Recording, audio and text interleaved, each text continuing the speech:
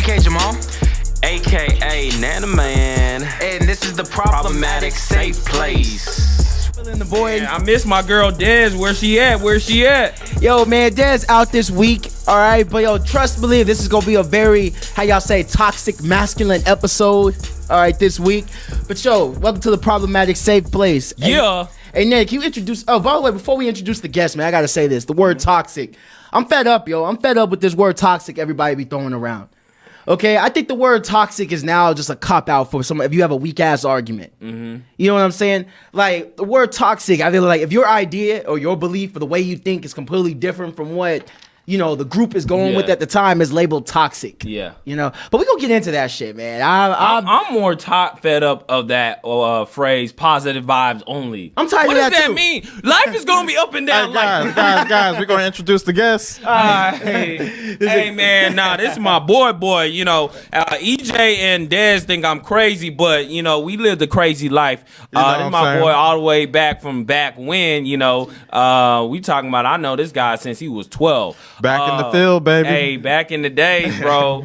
We got so many stories, and some of them we can't mention them all on this air. Get people in trouble. But anyways, man, let me introduce my boy L Square, formerly known as L Square, LaFonte. What's up? L2, baby. What's up?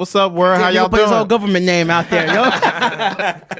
Yeah, I was expecting all that, Nana. Yeah. Oh, okay. I don't know what to call you now. Yeah. I'm trying to say. I'm grown now, so I tell people my name's LaFontaine. Okay. No worries. No worries. Okay, LaFonte. So we're gonna stick by that then. Yo, it's funny, man. That shit sound like a slave name, dog. You like, bro, you light skinned, bro. You look like you would be a house nigga, like. Bro, I use it to my advantage though, because when I introduce people, especially females, I'm like, my name's LaFontaine. Hey, yo, Captain. Are you French or something like that? I think one girl said you were French. It's Creole. It's Creole. It's Creole? Are you Creole? I guess so. I think so. Man, you don't even know that? Nah, man. Nah. I need to get into my ancestry, man. Bro, you gotta. So all this here, you don't even know where you from. I mean, my parents are from New Orleans. Orleans, but so I guess I got the same blood they got, but as black people, I think we all need to know our ancestry. Okay. It's important. I mean, me and NaNa know where we from. So being Creole, that means you a little crazy. You crazy, not just crazy, bro, you crazy, bro. Do I look like a light-skinned female? Light-skinned brothers and light-skinned females are completely different. Let me tell you that. Hey, I don't know. If you anything like Drake, man, you might cry over a girl. But I can't even say I cry over girls. That's a bad stereotype, bro. That's a bad stereotype. So we're breaking stereotypes. We're breaking stereotypes today, baby. Hey, it's soft men that cry over girls. Soft men don't have a skin color. They don't have a skin color.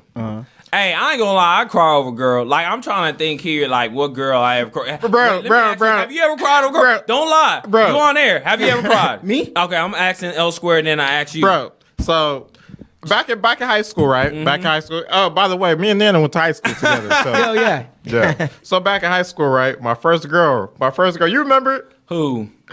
We dropping names? Should I drop names? Yeah. So there was this girl. She probably. Do I know who? Yeah, you know her. You vaguely know her. But this girl named Nicole. Oh snap! Hey, so we had a high school reunion. Did she? I don't know. I should have went to the high school reunion. All right, let's get to the shit. But I remember her. Yeah. So let me talk about the story. Oh yeah. And I feel comfortable talking about the story because she's fat now. Oh, so dang. Yeah. Nicole, I hope you ain't watching that.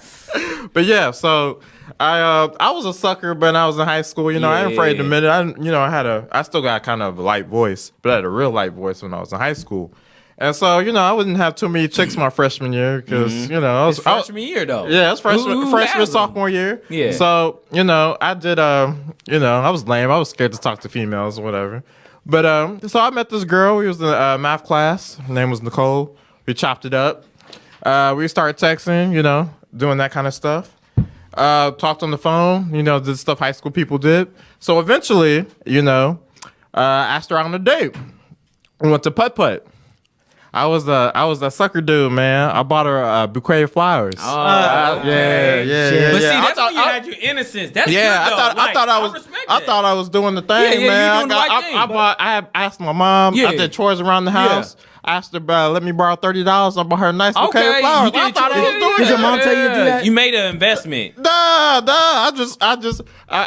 She didn't tell me to do it. I just thought that was how. Yeah, I just thought but, because hey, off the movies. hold on. I thought that's how people roll. But you know? look, hey, can I give you a round of applause? That's what a respectable man is supposed to do. That's what a respectable man is. Hold on, let him finish it. That's No, but here's the thing, man. A big misconception. I think what people don't realize is as you get older, you realize your mom is like your biggest cop block.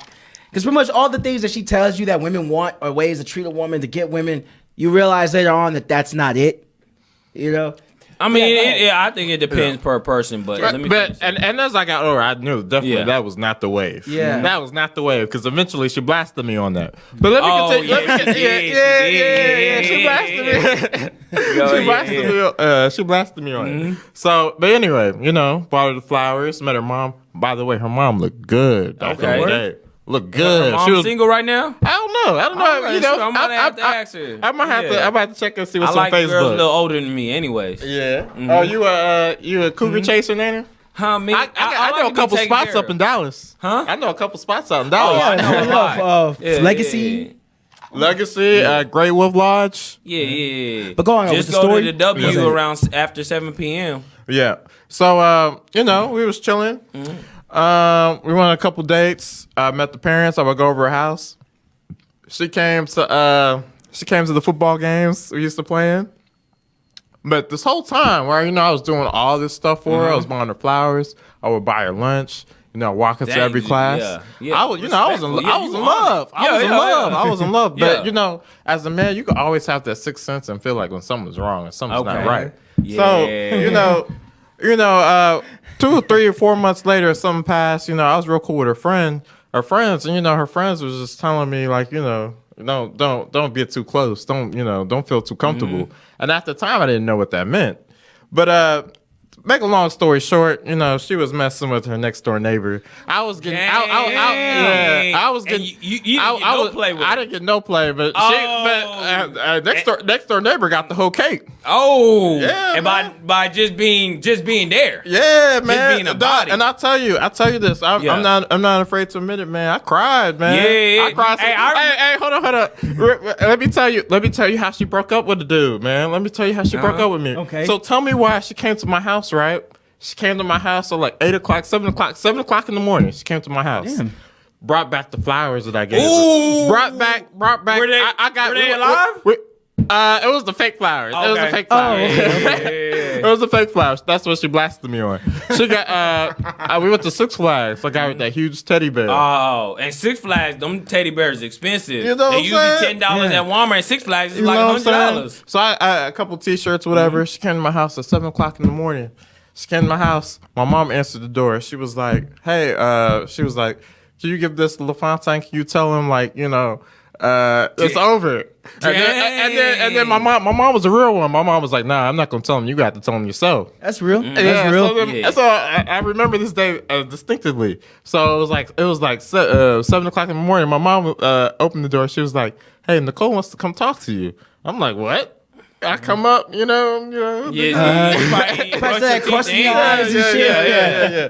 So I come up, I see all my stuff, and I was like, damn. My heart dropped, bro. Yeah, my heart dropped. There was bro. no Drake then. Yeah, there was no outlet for that, bro. I didn't know how to feel, bro, because at the time the music was like, fuck these hoes, blah blah blah blah blah. Yeah, bro, but that wasn't how I was feeling, bro. I was not feeling that way. And there's nobody you could confide to. Yeah. I remember that. Hey, on the cool, she told everybody in school. She was in class with everybody. Nah. Hey, I'm about to do this. I advised her. I was like, yeah, you should do it that way. Nah, I'm joking. But no, I remember that, though. Yeah. I remember that. And then after that, he became a savage. Man. He became a savage. I see what happened. But yo, L2. So I noticed you said that, fast forward, you mentioned that you have a sixth sense, okay? You were able to know right and wrong, all right? So we gotta take them back to, remember when we went out that night about a month or so ago, right? Yeah. Tell them about the story. Yeah, man. So when we went to the club. Man. So these women nowadays are savage, bruh. Yo. Savage, bruh. And I take it as a dude that knows the game. I've been through. I have my fair share of experiences, but this experience takes the cake. So Nana, tell me why me and my boy EJ, right? We go out to the club. We went in the club. We went bar hopping off Deep Ellum. Yeah. You know, just we just got paid. You know, chilling. Okay. Yeah, get a couple. Where we drinks. at? We were at On the Record. Hey, shout out to On the Record in On the Dallas, by record, the way. Shout out. yeah, y'all gotta watch out. Y'all got some scammers that go up in there. But so we went to On the Record, right? You know, just normal day. You know, come up in there, we buy some drinks. You know, turn up. Yeah. You know? Hold up, no. Let's because we gotta paint the picture. You were the nigga that was flossing buying the drinks and shit, and that's probably what got you in this situation. Whoa! Buying drinks is flossing? Yeah, but buying drinks is flossing. You tell me. I mean, you were very, very hospitable, very generous. Okay, Yeah. but I think that's probably what led up to. But Go ahead, break it down. But kind of going back to him being real in hospital, it was a natural thing because he was hospital to his ex-girlfriend. Yeah, Hospitable. I mean, I just feel That's like it, right? I'm in the space that you do what you want to do. Yeah. I wasn't doing it to please no one else. You know, I go in the bar. If You I just want wanted a good time. If I want to drink, I'm Yeah. gonna drink. You know. yeah. So we go up to this club. I mean, go up to the bar, and me and EJ we drinking, and this girl come up. You know, she looking pretty good. About you know, thick Latina. Yeah. Uh, And she had a friend with her. she had a friend with her. Nice, you know, nice thick ass. You know, nice little body. The friend wasn't all that. Friend wasn't all that, Yeah. but you know. But I did my wingman duties, all right. And by the way, I'm definitely part of the Faithful Black Man Association. Hey, shout out all faithful black men out there in the yes, world. sir. Black okay, men don't cheat. You Black- already know. We don't get the But I credit did- that we do. But I did my part. To distract her while you did your thing. Okay. All right. But yeah, Yeah. break it down. Break it down. So we chopping it up or whatever. In the 5-minute conversation, she was telling me all the things that she wanted to do to me. And I'm like, Whoa. this is within 5 minutes. Whoa. Of Yeah, it was like She pulled a whole R. Kelly. I wanna on you. we weren't even in that motherfucker for more than 5 Dang. minutes. We bro. weren't in Like, there as for more soon than as 5 we were- minutes. When I She saw- gave you the keys to ignition. When I- Hopping when I- fresh out of the kitchen. when I tell you she grabbed my hand and put Yeah. it to places where my hand shouldn't be. Yeah. Hold on, you The gonna damn have to way. let the listeners know, man. I know you for a minute, but if you don't mind me asking, are you currently single? What's your relationship status yourself? No, well, hold on. No. Let's get to finish the story first. Okay, let me finish the story. So, mind you, we're talking to the girl. I'm talking to Shorty. We having a conversation. We're chopping it up. She's telling me all the things that I want to do. That she wants me to do to her. This is within 5 minutes. What'd she tell you? She was telling me pretty much that she wanted to come home, and this is her exact words. She says she wants me to go home with her and just do reverse cowboy. Okay. Okay. I didn't know what reverse cowboy was, but I sure did For Google real? it. I did not. Nigga, you don't watch porn? Nah, man, I gave that up, man. the fuck out. I prefer the real action. Yeah, he think every nigga. yeah, That's yeah, the thing. yeah. Like the thing about him, he projects his views on everybody, and he thinks that every nigga watches porn. Me, I'm the same way. L Square. Like if I wanna do that, then we gonna get really Nigga, popping. you a fucking liar that said you didn't jack off until college. That was the You're a facts. motherfucking That was lie. facts. That's facts. How you gonna impede your views on mine? Like how you gonna impede your experience on my lifestyle? That don't make no sense. Because your experience goes against what every single teenage boy goes through. That's the thing. You either lying or you literally- were special. No. See, L Square, he doing it again. He's categorizing Even me. even Hey, bro, I will agree with Nana with this. You can't put everybody's experience. You can't put your own experience. even on retarded everyone kids else. jack off. Okay, like But I didn't do it. That's what I'm saying. Like I I'm will- not saying I I will say didn't this, do I will it, say but this. I didn't do it till college. I will Yeah. say this. I think you know, Daddy. You know. you think he's capping? Our high school experience and your high school experience is different. I'm saying It was totally different. We were doing I stuff. can relate to that because man, with high school, man, It wasn't like looking back. We didn't grow up right. Okay. All right. niggas I know get the most pussy still jack off. All right, everybody jack Bro, off, B. that's your experience, EJ. Don't impede your experience on mine. Like that's not gonna happen, bro. I'm telling you, that's me. That's what didn't happen in my life till a certain age or a certain period in my life. Okay, and so anyways, let him continue the story. All right. Yeah. So I you know, don't know why you looking that way. But all right. it's So me facts. and EJ, we chilling. She telling me all the things. She grabbed my hand. She wearing a skirt. She grabs my hand and she puts it on her pussy. I'm like, whoa, this is This is within 5 minutes, bro. But don't act like you haven't been in this circumstance. I have been in the circumstances, but that past college. No, like this shit was too. Yeah, like That past college. At college, you know, and I feel like the thing about getting girls is all about clout. If you had clout, you could get it like that. Yeah. That's why them dudes. That's why them dudes play thousands of dollars to pledge and do all the. Yeah, you paying for pussy essentially. And I ain't mad at him because I was thinking about doing it too. I'm surprised you didn't. But yeah, boy. Yeah, my grades weren't right. So you went to the interest meeting. Yeah, but get back to the story. So yeah, we so we talking, we chopping it up, and then she was like, "Hey, let's go get some drinks. I got you." I'm like, "All right, bet." So she gets shots. EJ get a shot. I get a shot. She get a shot. Her friend get a shot. Mind you, I'm looking at her friend this whole time, and her friend is just like lifeless. Yeah. You know, and but her homegirl, her homegirl is like all full of life. You know, ready to turn up. Yeah, it's always that one like. And so that was like the first red flag. I'm like, why is one friend so lively and the other friend is just dead? Yeah. It is somewhere in there. Like I disappeared. I saw a girl, Poe. You remember Poe from our first episode? So yeah, Poe was over there. So I had to, shout out to Ashley Poe, you know, from our first episode of the show. So man, I went over there and then I just started talking to other people. We saw a lot of people over there. So I was out of the picture. I left you hanging. Yeah. So we ended up getting the shots, and then the bartender was like, "Hey, you know, who's paying for it?" She said she was paying for it, but I mean, the time I was feeling good. I had a couple shots already. I was like, all right. Okay. I put my card down. The bar on you. Just got paid, you know? It was about $25. I mean, shit. Oh, okay, yeah. $25. That's real cheap in Dallas. Yeah. $25, put the card down. Asked you to open or close it. I said close it. You know, get my card back, bada boom, bada bang. And so we get the shots. We drink the shots. We cheer up. She whispered in my ear. She was like, "Hey, call me tonight. Call me tonight." I'm like, "All right, bet." So I go at bartender. I get my card. Ask for my card. My card wasn't there. So I'm like, "All right." You know, it was busy. There was a lot of people out on the bar by the bar. So they might have made a mistake. So, you know, I'm asking, you know, I let her do what she do. I'm like, "Hey, you forgot to give me my card." She was like, "What's your last name?" I gave her my last name. She looking for it. I'm like, "All right." 5 minutes passed. You know, she's still looking for it. I was like, "Hey, where my card at?" And then by the time the thought was like, "Man, this chick got me." She finessed you? Yes, sir. This finesse you? This chick got me. This chick got me. Swipey, no swipey. Yo, and it was so smooth. Like you couldn't even, LaFar, you can't even be mad. I can't hate you. Couldn't even be mad. Like this shit I was wasn't so back because smooth. I got my money back, but Okay, so you got to finish the story. So did she take your card? bruh, she got that shit. She got it? She got that shit, and I remember exactly how she did it. When the bartender got the thing to sign it, bro, she put her back to the thing, and then while I was passing the drinks out to everyone, that's when she took it. And then I mean, at the whole time, I was thinking in my head, this is too easy, man. Life don't work like this. Yeah. In the back of my mind, that Tupac song, I don't want it if it's that easy. Hell yeah. You know, Tease me. Yo, because that shit was too easy, bro.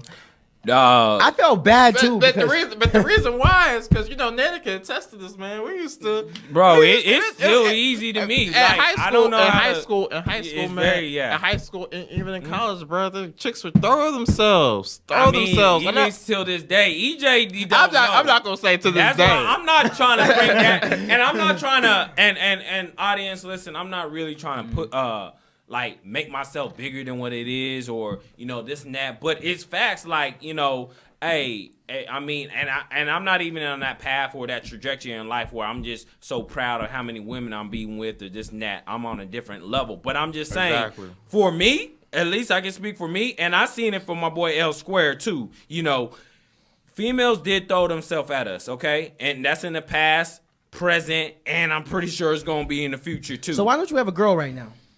Oh, damn, that's a good question. Well, actually... and to answer that question here, man, Honestly, man, I'm at a point I'm really looking for a wife. I'm just trying to settle down. I'm out the game. I wasn't even raised like this. Like, I'm like, you know what? I'm about to get married. I'm out the game. Okay, I hear that, but I mean, I figured by like all this time, and we hear you. Our listeners hear you on the show. Talking about how you looking for somebody. How you look at, okay, you say you get all of these women. Yeah. All these women. You would think after all these women, one would stick. There'll be one that you really fucking with. Okay, that's a good thing. And my boy Mimo said it. The best things are kept secret. You know, that's why they're hard to find. So, like me, I can go into a context, and this is a verse in the Bible I like, and we can talk spiritual or biblical, but at the same time, regardless if this is spiritual biblical, let's just take the principle of the contract. Nana, what are you talking about?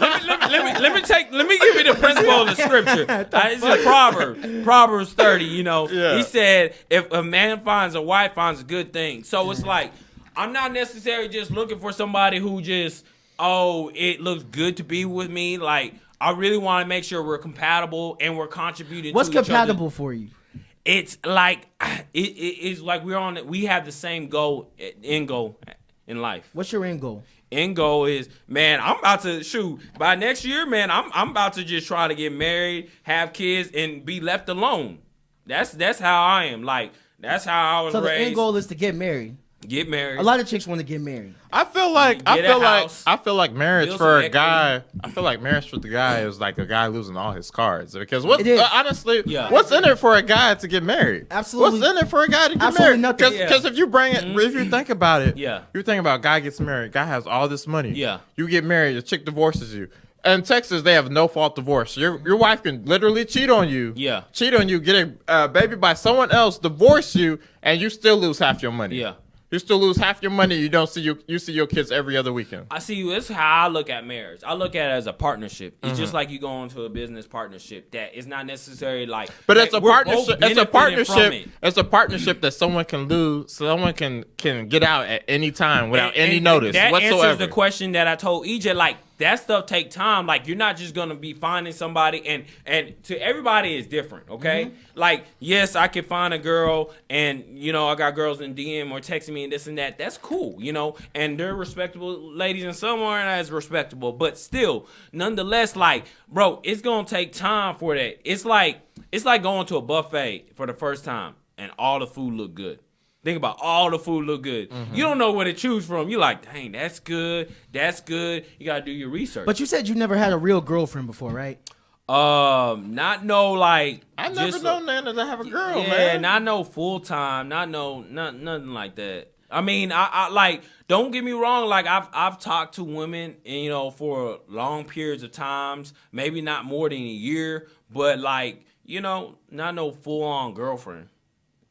It just sounds kind of strange. You would think that you would at least by this point at See, it's 28. strange to you.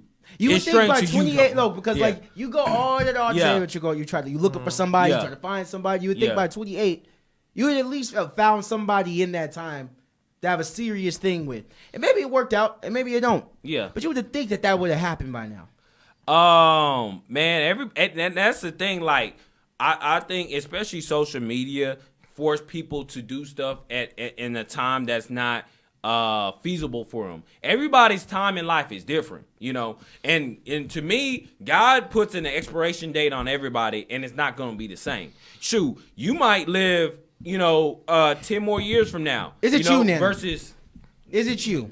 Hold Is it on. me? Let me say this. Let me say this. The dating game has completely changed, bro. Yeah. And the thing I'm glad I'm out. the women that we had back 10 years ago has completely changed from the women that we have today. The women that we have today, you got to worry about the social media aspect. The social media aspect wasn't present 10 years ago. Yeah. So now 10 years ago, was present but wasn't as influential. exactly. So you got to worry about your girls splitting on the gram. All these girls, they're only worried about clout. So the first thing they're gonna ask you, Not all, but 90% of the females that I encounter, they're only worried about your Snapchat, your Instagram, or your Facebook. But most of Yeah. the females, though, you typically meet at like night places, like, you know.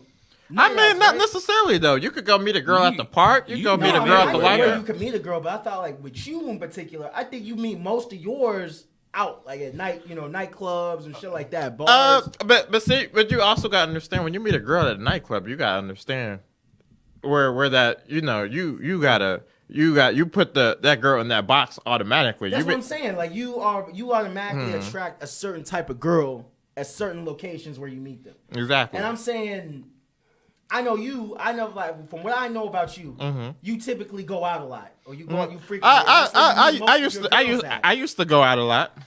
All right, let me put this in perspective, and this is kind of jumping away from your conversation. And EJ wanted to ask, NaNa, why ain't you found a girl? All right. First of all, it's like finding that perfect job. Okay, let's put that in perspective. Like, yes, you know exactly what you want in that job, right? And you know what you want to get paid. But like once you get into it, the culture of the job, or you got employee harassment. Every job is gonna have is not gonna be perfect. But you want to find a career and a job that helps you fulfill your destiny and like makes you like have that vertical promotion. Yeah, I get all that. You know what I'm saying? So it's just the same thing like dating. Like you want to find that perfect one that complements you, that share the same values as you, that at the end go, we're not going to be perfect and we're not going to agree on everything. So my question is, what keeps fucking it up? Because you get all of these girls, okay? You get all of these girls. That means there's multiple instances where you can connect with somebody. Okay. Is it you or is it them? The reason why shit fall through. And okay, let me see here. Like I'm not in a dating scene. I don't date myself, Like that's just something I really don't do. But then you say that you're looking for a girlfriend. You say you're looking for a wife next year. But I'm not gonna entertain people. Like what? I'm not. That is a contradiction. See, the thing is, I know who I am as a person and how I like interact with people. And I'm similar to L Square. I'm very hospitable. So I meet somebody hospitable. Okay, my correction. I stand corrected. So I meet somebody, and I feel kind of, a good like forced to like take care of that person. Like I meet them and it can be on first instance, like, hey, instead of taking them to Starbucks on the first day, we might go to freaking Del Frisco, and then they might be liking the thought of the image of me, Hey, NaNa, can I ask you a question? So let's say you go to date with a chick, right? And you already know off the top that she's not the one. Would you continue dating her just because, she look good? You just, because as a guy, I know you have needs, right? Yeah. Would you continue, I've done that in the past and I regretted it, So I've been in that situation before and I regret it. But now, nah, I don't do that. All right, I'm just trying to get to the heart of this before we move on. You say you're looking for a girl, you're looking for a wife next year. You get all of these girls constantly, can't keep them off of you. Okay. And I know this I know some of it to be a fact. I see some of the girls that try to talk to you. Yeah. Why doesn't the shit ever work? Or they don't last for very long? That is the question here. Bro, I'm very selective, and I hope the person that these girls are selective as well. Like I feel like it's an honor for, women. What is it that they're missing? Honestly, one of the biggest thing that like I like in my life is the culture aspect. You have to be like I like a girl culture. Okay, like in my culture custom, how I was raised, my parents or my mom and sisters stay to their gender role. Okay, so if I ever go to their house, which I will say, gender roles are slowly but going away. It's going away. But basically, you're looking for a submissive chick. Yes. Okay, there's tons of chicks who are willing to be submissive. What you talking about? There's tons of chicks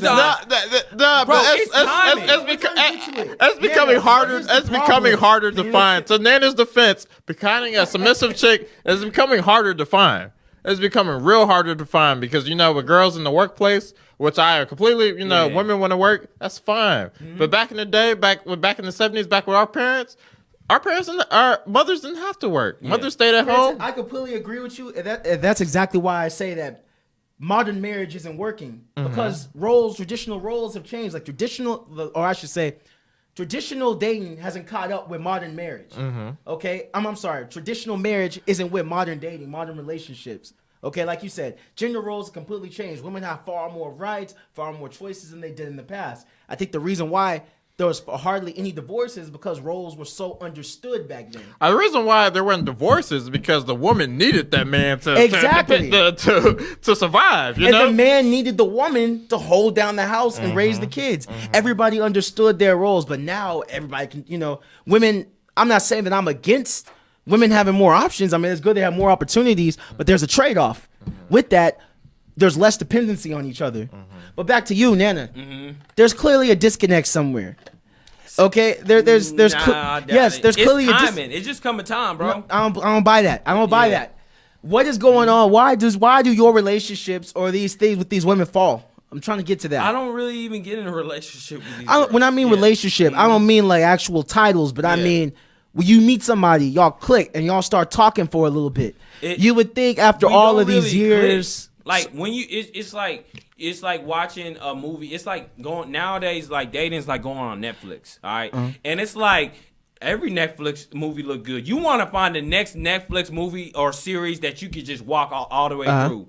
And then it's like, okay, you either get it on referrals or reference, or it's like, dang, like you see a 10-second clip of it, you'd be like, dang, this might be something I'm interested in. And then 20 minutes into it, you're like, I don't like this movie. And then it's like, well, I'm going to watch our way through because you already invested your time into the Netflix movie. So have you ever found somebody that you wanted to watch it all the way through with? Have you ever found somebody that you clicked with? No. So do you think maybe it's if you've never out of all these women, not one of them you ever click with, do you think maybe it might be something within you that maybe Nah. Really? Nah. So if I asked you that you could tell me something wrong with every single one of them. That's the thing. There's not nothing like there's gonna be people everybody there's gonna be something wrong, okay? There's something wrong with me and there's gonna be something wrong with that person. It's cool. I can bypass that. But I'm just saying like you have to have that chemistry, okay? I'm not the type of person where, you know, just to be like, oh man, you know what? I'm just gonna settle. But I mean, you say that I you want never that person found to be happy too. But you've never found chemistry with anybody after all this time.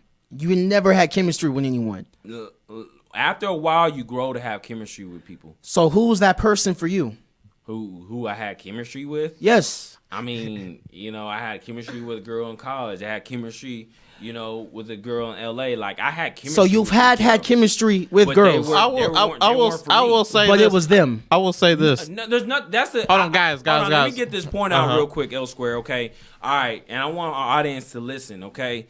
Just because someone doesn't like you, there's something wrong with you. Okay, we need to throw that ideology out the window. I don't think something is. All right. I have a theory. Oh no! I'm just putting this out here, and then you can talk about your theory. Just because someone doesn't like you like that, there's something wrong with you, or vice versa. That's not true. That's not true. Hold on. Let me finish. Go ahead. All right. Or vice versa. Or I'm not just getting into a good relationships or whatever. There's something wrong with you. Okay. Yes, there might be something that you need to fix and deep rooted, but at the same time, just because like we're so banked on someone liking us because that's all we got. Like you don't want to be in a situation where it's not the right fit. Period. That is true. I agree with you on that end. But I can't agree with you and say just because somebody's not attracted, like there's nothing wrong with you. No, there are a lot of us walking out here where there's clearly shit wrong with us that we haven't addressed that makes us not suitable for a relationship. No, not suitable for that person. Not necessarily for a relationship. Period. If you have baggage from a previous relationship that you haven't worked through, so whatever situation you jump into, you're going to have insecurities with, yeah, that's a problem with you. If you have mental issues, mental illness issues that you haven't addressed, depression and bipolar, BPD, if you have all this shit that you haven't addressed, you know what? Something is wrong with you. No one is going to want to stay with that. And that's okay. I'm not shaming somebody for that, but I'm saying that's a problem you need to address yourself. And some people would want to stay with that. Some people would want to be, you know what? I'm going to see you through this, okay? Some people want to You've never been in a relationship with somebody with a mental illness. That's so easy to say on paper, but you've never been in a relationship with somebody with a mental illness. It's not that easy. It is not that easy. Well, I know your patience is short, so, you know. What I'm trying to get to, the reason I say all of that is this. Basically, there is things that could be wrong with us that makes us undateable. Nana, I'm trying to figure out, is it them or is it you? That's what I'm trying to figure out. That's a question. L2's trying to say, I'm trying to figure this out though. I'm gonna say this about dating. Dating is all about timing. Right now, it might not be Nana's time to have a girlfriend. Nigga, Nana almost 30. I mean, and that's cool. Yeah. Some people don't get ready to the 40, 50. As a man, I can still have a baby when I'm 65. I'm not talking about marriage, though. I'm not talking about marriage. I'm just kind of, for a guy, and L2, I know your situation, but as a guy, Nana, you constantly talk about how you trying to find somebody, and you think, in the same breath, you say you get all of these women, and for some reason, you haven't made one single connection in all of these years with all of these women that throw themselves at you. You haven't met one connection. I'm saying there are people with far more clout than us. Rappers, celebrities who get like 10, 100 times more women than us, and they have found somebody of connection in this time. And that's cool. And this actually kind of lead to like, you know, what's going on right now. I don't want to get somebody based off my clout. I don't want to get somebody based off. That's not what I was getting at. No, but you did say clout. Like we're in a different time frame where social media is very influential. Okay, it's like freaking your resume. Okay, let's be honest. Like, you know, if a girl finds you attractive, all right, and 9 out of 10 she got social media and she's gonna look you up, all right, and then she's gonna go through all your stuff, okay, and do a background check. Everybody's the FBI, all right. Yeah. And honestly, on there, depending on what social media platform, I do promote fitness. I do promote well-being, body stuff. So you know what? A lot of people like fit people, right? And that's cool. Yeah. But I met a lot of people who are fit, but their minds are out of shape, okay? So with that being said, like, I already know when I'm talking to this person, this is the image they're thinking of me, okay? And I don't like, I'm really I'm like, I don't know how to say, but, you know, that's just a surface level image. Are you the fit person whose mind is out of shape that you're referring to? Far from it, bro. Actually, my mind is real in shape. My mind is very in shape, yeah. My mind is very in shape, yeah. I'm very kin to my surroundings, kin to what's going on globally, kin what's going on nationwide, keen. Okay. Yeah, keen what's going on locally. So yeah, my mind is in shape. But honestly, bro, it's nothing necessarily wrong with me. It's nothing wrong with these women, bro. It's just about the right fit. It's right fit and time. But timing if every plays a big single role. person is the wrong fit, you know, because the thing is, you found a right fit at some point. Let me say this. Right? Hold on. Okay, I want to. Hold on. Let me say this right though. Fit, right? At some point.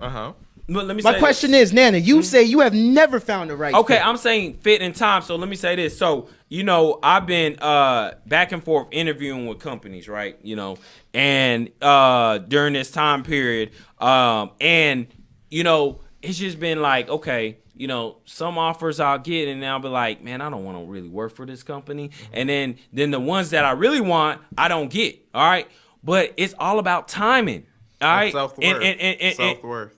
It's an opportunity and timing. That's all it comes down. It comes out to the right opportunity at the right time. Sometimes I meet with these companies, I'm at the right opportunity, but at the wrong time. And sometimes I meet with these companies, it might be a great time, but wrong opportunity for me. So in life, for me, my motto is always put your best foot forward. Always keep going. Always keep going. Always keep going. Because once that time period you do give up, you might be rocking right into the door of the opportunity. Okay. It's just like playing sports. Okay, like, all right, you can ask talking elsewhere. to circles, bro. You talking to circles. Okay, but you can even say this. I was a defensive back. You talking to circles, bro. Okay. The whole point was I was just trying to figure out why you haven't found somebody that you connected right with time in all of this time. Right timing and opportunity.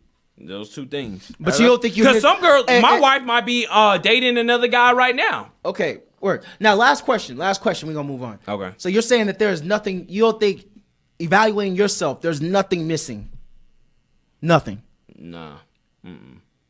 I respect that because as dating, you gotta be confident in yourself. Yeah. And if you feel like you 100%, 100, you eventually gonna find that someone that fucks with you. Yeah. I mean, there's billions and billions of people out in this world. You're gonna find that one person that you're gonna have a connection with. And given that you saying is about confidence and feeling 100%, that's one of the reasons I attract a lot of women, because of my confidence. I attract a lot of women, and just off not just even looks, confidence track women more. Why than don't looks. you, but Nana, why don't you keep them though? That's what. Can we? Like, that's what I'm trying I'm not to gonna get at. Can we- go with hey, somebody guys, I'm not guys. a right fit. Can we address the topic of guys having women as a sensitive subject? Because guys are really defensive about the women that they get. And if you don't, if you, for example, you got to defend the amount of women that you have, people can get pretty testy over that. That is true. Yeah. So Yeah. I mean, Yeah. I know Yeah. Nana personally. I seen Nana in action. I know But you saw him back in high school. That was high school. Back though. in high school, yes. And stuff perpetuates itself, brother. Man, I don't know, man. Something's just not adding up. There's a but part of this story that you just Yeah, not telling. Okay, that's when we have to dive deeper in another episode. Yeah. But we Yeah. gotta figure out, Yeah, out of yeah. all of these chances, out of all these opportunities, how come none of them have ever clicked? There's a story there that you're not telling. Okay. We don't get that. And I like that. And that kind of segues to what we kind of going on in the news right now, man, in pop culture. So did y'all happen to catch that Travis Scott impersonator? Yeah. That photo? Okay. So pretty much for our audience who didn't catch it, a guy staged. Christian Adams. It was a Christian Adams? Yeah, his name is Christian Adams. Okay, so he staged a social experiment, and he wanted to pose as Travis Scott and be with another girl, so it can seem like he is cheating on his girl Kylie, right? Yeah. And the crazy thing is, it went viral. Yeah. All right, and people believed it. And another thing he did on the photo, he used the watermark from TMZ. Mm-hmm. People are so gullible. Yes. And which was crazy, man. Do we got that video? Yeah, You it should watch be that real up. quick? So Yeah. our viewers, those of you looking on YouTube, y'all should be able to see the image, okay? So yeah, like Nana said, you see the photo of a dude who looks like Travis Scott grabbing on some chick ass or holding some chick that's not Kylie. So the whole internet thought that this was Travis Scott cheating, and it had the TMZ watermark, like you said. Yeah. And everybody believed it. Now, personally, I thought this was a very dope social experiment. However, I see a problem. What's Okay? the problem? The problem is it's kind of a paradox. It's like you're trying to bring to awareness. Your purpose is how people are so gullible on the internet, Yeah. and your reason for doing this is you're arguing that people don't do research to find the truth. Uh-huh. So you're doing Which this. is very true. Yeah, you're doing it. It is true. I totally agree with it. But I think we're at a moot point because you're trying to reach people who don't believe in digging beneath the surface to find the truth. Okay. But then you reveal that this is actually a social experiment in which it requires you to do just that. Like for you to get that it's a social experiment, for you to receive it, you have to understand that this is like they don't get the lesson. Well- like most people when they see this, when they see the picture, they just write it off as this nigga trolling. That's it. And then they don't look at it as, oh man, as a society, we're really gullible. They don't look at it that as way. a society as a whole, society doesn't think big picture anymore. No. I feel like society is brainwashed to believe whatever the TV tells them to believe. Yeah, absolutely. And the main problem that I didn't have a problem with it. I felt like it exposed people in a way that if you see something and you want to do further research on it, you don't believe what just pops up on your screen. You don't believe what TMZ tells you. Yeah. There's multiple resources. You have no reason in 2018 to not do further research. There's too many options. There's too many outlets. If you want to find perfect information, there's a way to find it. But it's like Charlamagne said, nobody believes the truth if the lie is more entertaining. And the thing is, nobody cares to do any research anymore. And then you have this whole herd mentality that's going on, where when you have somebody prominent that believes one thing and says something, everybody in that social group stands for it, and they're not going to listen to any other side. You see what I'm saying? Well, in that case, in the social group where everything goes with the herd, that's not a social group you want to be in, first off. But not a lot of people are built like us. And second of all, I have a problem with. Did you see Kim Kardashian's response? Yeah, I saw that. Oh, Kim Kardashian, I have it pulled up here. Kim responded by saying, "I hate that I'm bringing attention to this, but it is absolutely disgusting that you would find this funny to mess with Travis and Kylie, who just started a family together. This is really damaging the relationship's family and is just so wrong." So, for my audience that doesn't know, let's recap what the Kardashians banked on. Break it down, L2. So, first of all, the Kardashians got famous off of a Sex tape. sex tape. Well, I mean, they were already in the spotlight from the dad. Yeah. You got to think. I didn't know the lawyer was a socialite. He was. I mean, he represented OJ. OJ, he was a socialite back in the day. He was one of 9 people. Yeah, OJ, we got to think about OJ was the LeBron James of back in the day. Yeah, you know? yeah. But yeah. But so we got Kim Kardashian that got famous off of a sex tape. We got Lamar Odom, who which one was it? Chloe. I lose track. Yeah, Chloe. Chloe exploded. What's the word I'm looking for? Used for fame. Exploited. Exploited for fame. Honestly, she was low key a little bit more famous than Lamar at the time period. She was. Lamar, you think Lamar was the 3-time NBA champion. But no one cared about that. Yeah. No one cares. Honestly, like a lot of stuff, people don't even care. Is that so? NBA champion is something that people don't care about. Because think about Jordan, for example. Unless you're LeBron or MJ or Kobe. But see, that's the thing. Good, you brought up Jordan. Mm-hmm. We know Jordan because we grew up in that era of Jordan's heyday. Mm-hmm. But if you ask the average kid today about Michael Jordan, the only thing they're going to be able to reference is the damn Michael Jordan crying face meme. No, that's how they know Jordan. They know Jordan by the shoes and the crying meme. That's the only thing they know about Jordan. Mm-hmm. But what's her name? Courtney? Not Courtney. Chloe. Chloe. Yeah. She used that as a reason to. She used that as a reason for fame. Lamar Odom was the problem. She was already she was hot. She was. She was hot. She was hot. But they used that Lamar Odom situation for their advantage. Did they or did they not? Everything they use is for their advantage. Exactly. The mom is a business. So what I'm saying is that is the wrong person to be saying you're exploiting someone when their whole life they use every situation to exploit someone. Yo, man, like that's the thing. That's part of the problem right now. We don't allow growth. Yeah, Kim made a sex tape back when she was like in her early 20s. Mm-hmm. She's damn near 40 now. She's damn near 40. She's damn near showing 40. Her ass on Instagram. Okay, she look good doing it. Where's the growth at? She looks good doing it. She's not. She was showing her ass when she was 20, and she showed her ass when she's 40. She's not fucking on camera though. She got 2 kids. Mind you. I'm not trying to be 10 years old. You know, see my mom, follow my mom on the gram. Like, oh, she's showing ass today. I mean, she definitely got it because that's definitely gonna be a conversation that needs to be had with her and her kids. But yo, we can't. Not everybody's Ivy League, yo.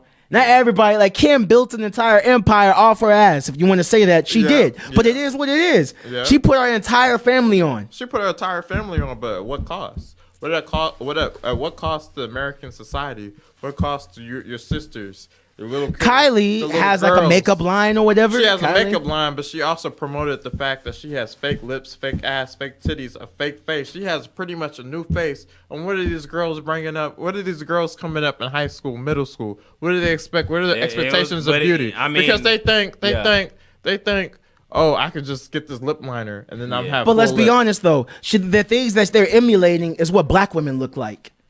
Okay, so that's what you said is a problem. I think is for anyone that's not black. If you black, you already have this. You already have this, but you know what I'm saying. But they think that this was a natural occurrence. This wasn't natural. Her lips are not natural. Her ass is not natural. I think people know it's not natural no more. I think the thing is they just don't care. Like the thing is you can buy beauty, all right, and the beautician is always a very lucrative industry because people in America are always worried about their aesthetics of things, okay? So she just monetized it, all right? She think about the empire that she was brought up about. What was she gonna do? Was she gonna go Ejike said, Ivy League school? But what about the girl? What about the girl that doesn't have the natural looks? Let me tell you something. Hey, let me tell you something, guys. Nana. No one cares. And let's be honest. No one cares. I'm just saying facts. What about the girl? They don't care. That's not a fair assessment because I feel like life ain't fair. That's the thing. Life is not fair, but not everything is about looks. That's what you need to tell your kids, okay? I think parents should stop telling their kids that they're so goddamn beautiful and a perfect little snowflake. And tell them they're ugly. Well, you know what? That's a good way to be self-confident. I can't see. I can't wait to see your kid. I'm getting to that. I think you should tell the kids that you don't have to tell them they're ugly. But if you know that your kids is not the most beautiful, if they got big ears or big lips or whatever, Make them embrace that shit. Okay, let them know like, hey, okay, you may not be the best. You may not be you may not be the best looking, but you know what? You're very good with your hands. You know how to build some shit. Okay, you know how to fix some shit. But hold on. Whose standard of beauty that we're looking to though? Exactly. Beauty in the eyes of a beholder. Hey, yo, you know somebody ugly. As a black person, we naturally have big noses. As black people, we naturally have big lips. But look, 10, 20 years ago, that was not looked at as something that was attractive. Yeah. But now that it's something attractive, beauty is something that can always change. It's very but here's the thing. It changes with the time. But the thing is, as black people, I think we are the best judge of what's conventional beauty by our standards, right? Right. You know when looking at your kids, okay? You gotta get rid. You know your kids is not it. You know when it's not it. I was an awkward. I don't expect. I was an awkward looking kid when I was growing up. And you still are. I take that. I take that. But you know what, man? We don't have to be good looking. All right. Yeah. We don't have to be good looking. Females find me interesting. I ain't the prettiest either. You know, females find me interesting. You know, to talk to, and that's what I work with. Yeah. That's what you gotta tell your kids. You may not be the best looking motherfucker in the world, but be interesting. Okay, draw some shit. Paint some shit, fix some shit. Okay, I'm just worried like about. quit lying to them, I'm bro. just worried about today's life. Everything is just about how you look, and you know, that's one. It's always been that way. It's not always been how you look. It's always been how good you are as whatever skill that you have. I don't remember that growing up, and I grew up with you. So I don't know where you got that from, man. I don't want to sound like I'm just speaking, but I mean, I really feel like it's on the inside that what matters. I mean, how good conversations do you have? You know, Listen, man, you're a Renaissance man. In the dating world, you know, looks do matter. You got to be attracted to the person that you're talking to. This is what I hope. This is true. But also, looks fade. Yeah, absolutely. Looks fade. I gotta have a Beauty's connection. fleeting, yeah. I gotta have a connection to the point where, you know, regardless of the situation, you get in an accident, your face gets fucked up. Yeah.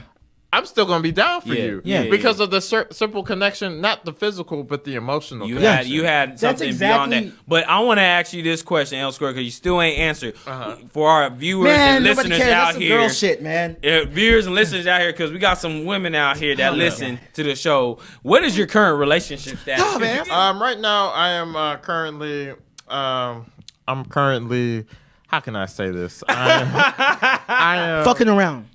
I'm not fucking around. I am focused on myself. Gotcha. Okay. When a boy has to give you that Pythagorean theorem answer, then you know something. I feel like A single. squared plus B squared equals C squared. I don't know. I feel like single, married.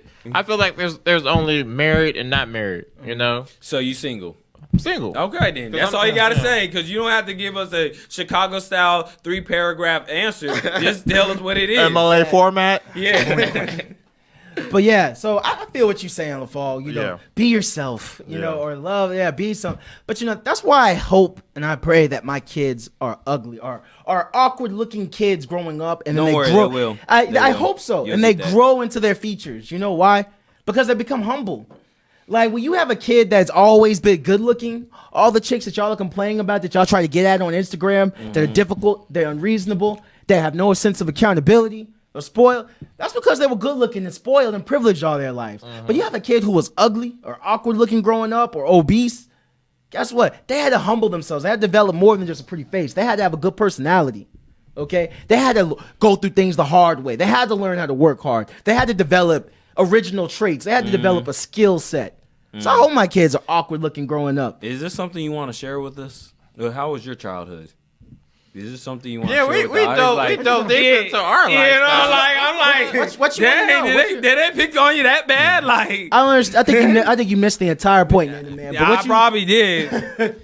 But man, anyways, we'll go on. We'll talk about that He didn't in get another it. episode, man. Anyways, we got some tea, man. What y'all think about Cardi and Offset breakup? First, let's watch the video here. Let's watch the video of Cardi B.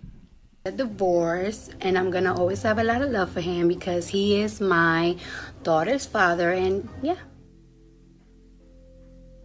definitely a rollout. And Okay. that's perfect because I just DM her, so that's a win-win for me. I don't believe it. Shit was a rollout. Okay, you know Offset dropping the album next week.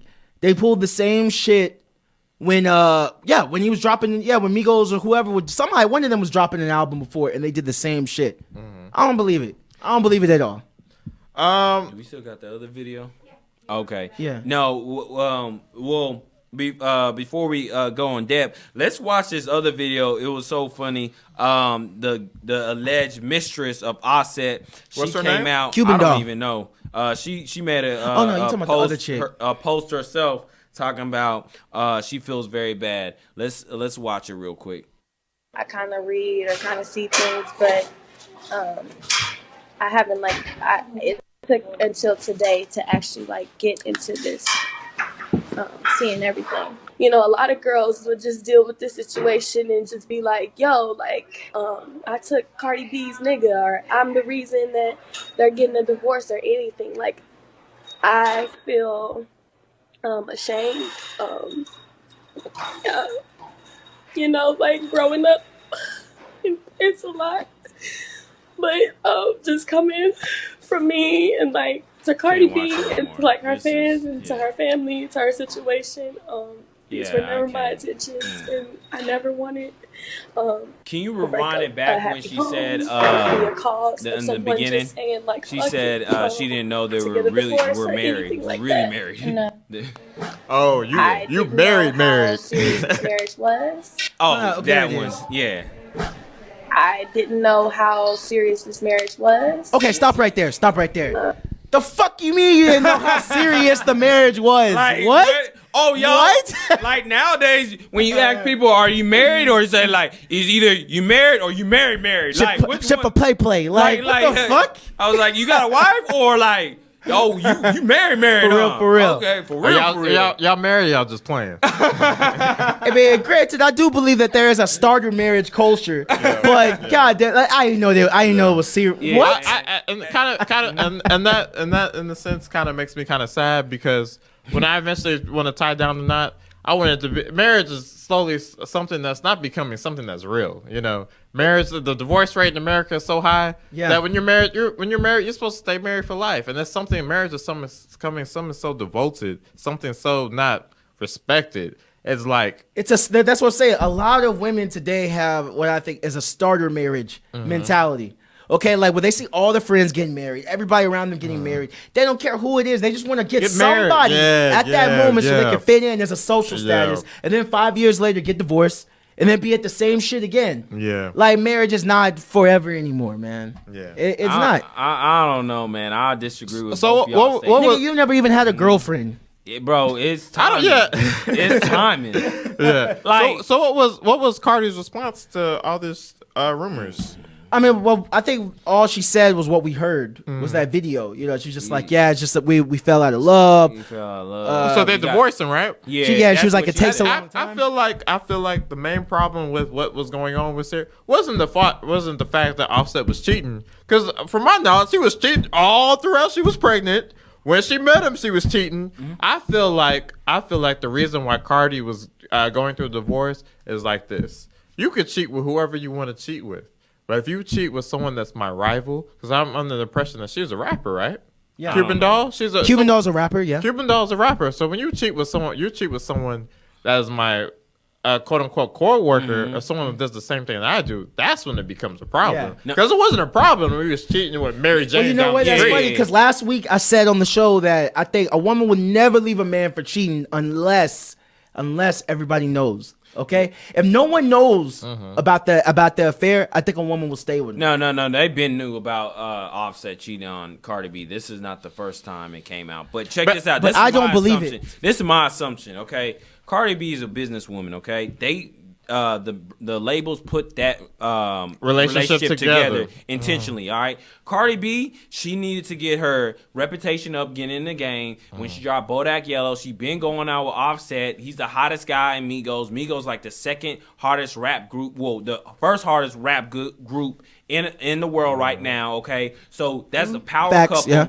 They get married. It's like Jay-Z and Beyonce. So Cardi B and Offset get married. Wow. Okay, he been cheating. All right. Now it's like her career is gonna take off. It looks like further than his career. Like she's popping. Like Oh, yeah, Cardi B most is definitely. popping. Most so definitely. she already got to that point. Hold on, let me finish here. Can we talk about how she was on Love and Hip Hop though? Yeah, but she started humble was just a platform. beginnings. Humble beginnings, but she got to the point like she has as much or more clout than Offset. And then when Facts. she came out with, "Hey, we're gonna get a divorce," that's just an open invitation. Like she needs some new D. Okay, all right, because the PR is like, "Hey, this is what you want to do," and she probably they probably been sleeping. Wait. with, You think the PR is for that she wants some new Who you think the PR is for? Offset or Cardi? I mean, It's for Cardi. No, hell no. At this Cardi point, gets a at new this deal. point, Cardi is the one Offset is the one dropping an album next week. The PR is for Offset. You think Cardi needs extra clout right now? At this No, point, Cardi's all not- publicity no, is no, good no, no, no. It's not publicity. necessarily she All need extra publicity clout. is She- good she publicity.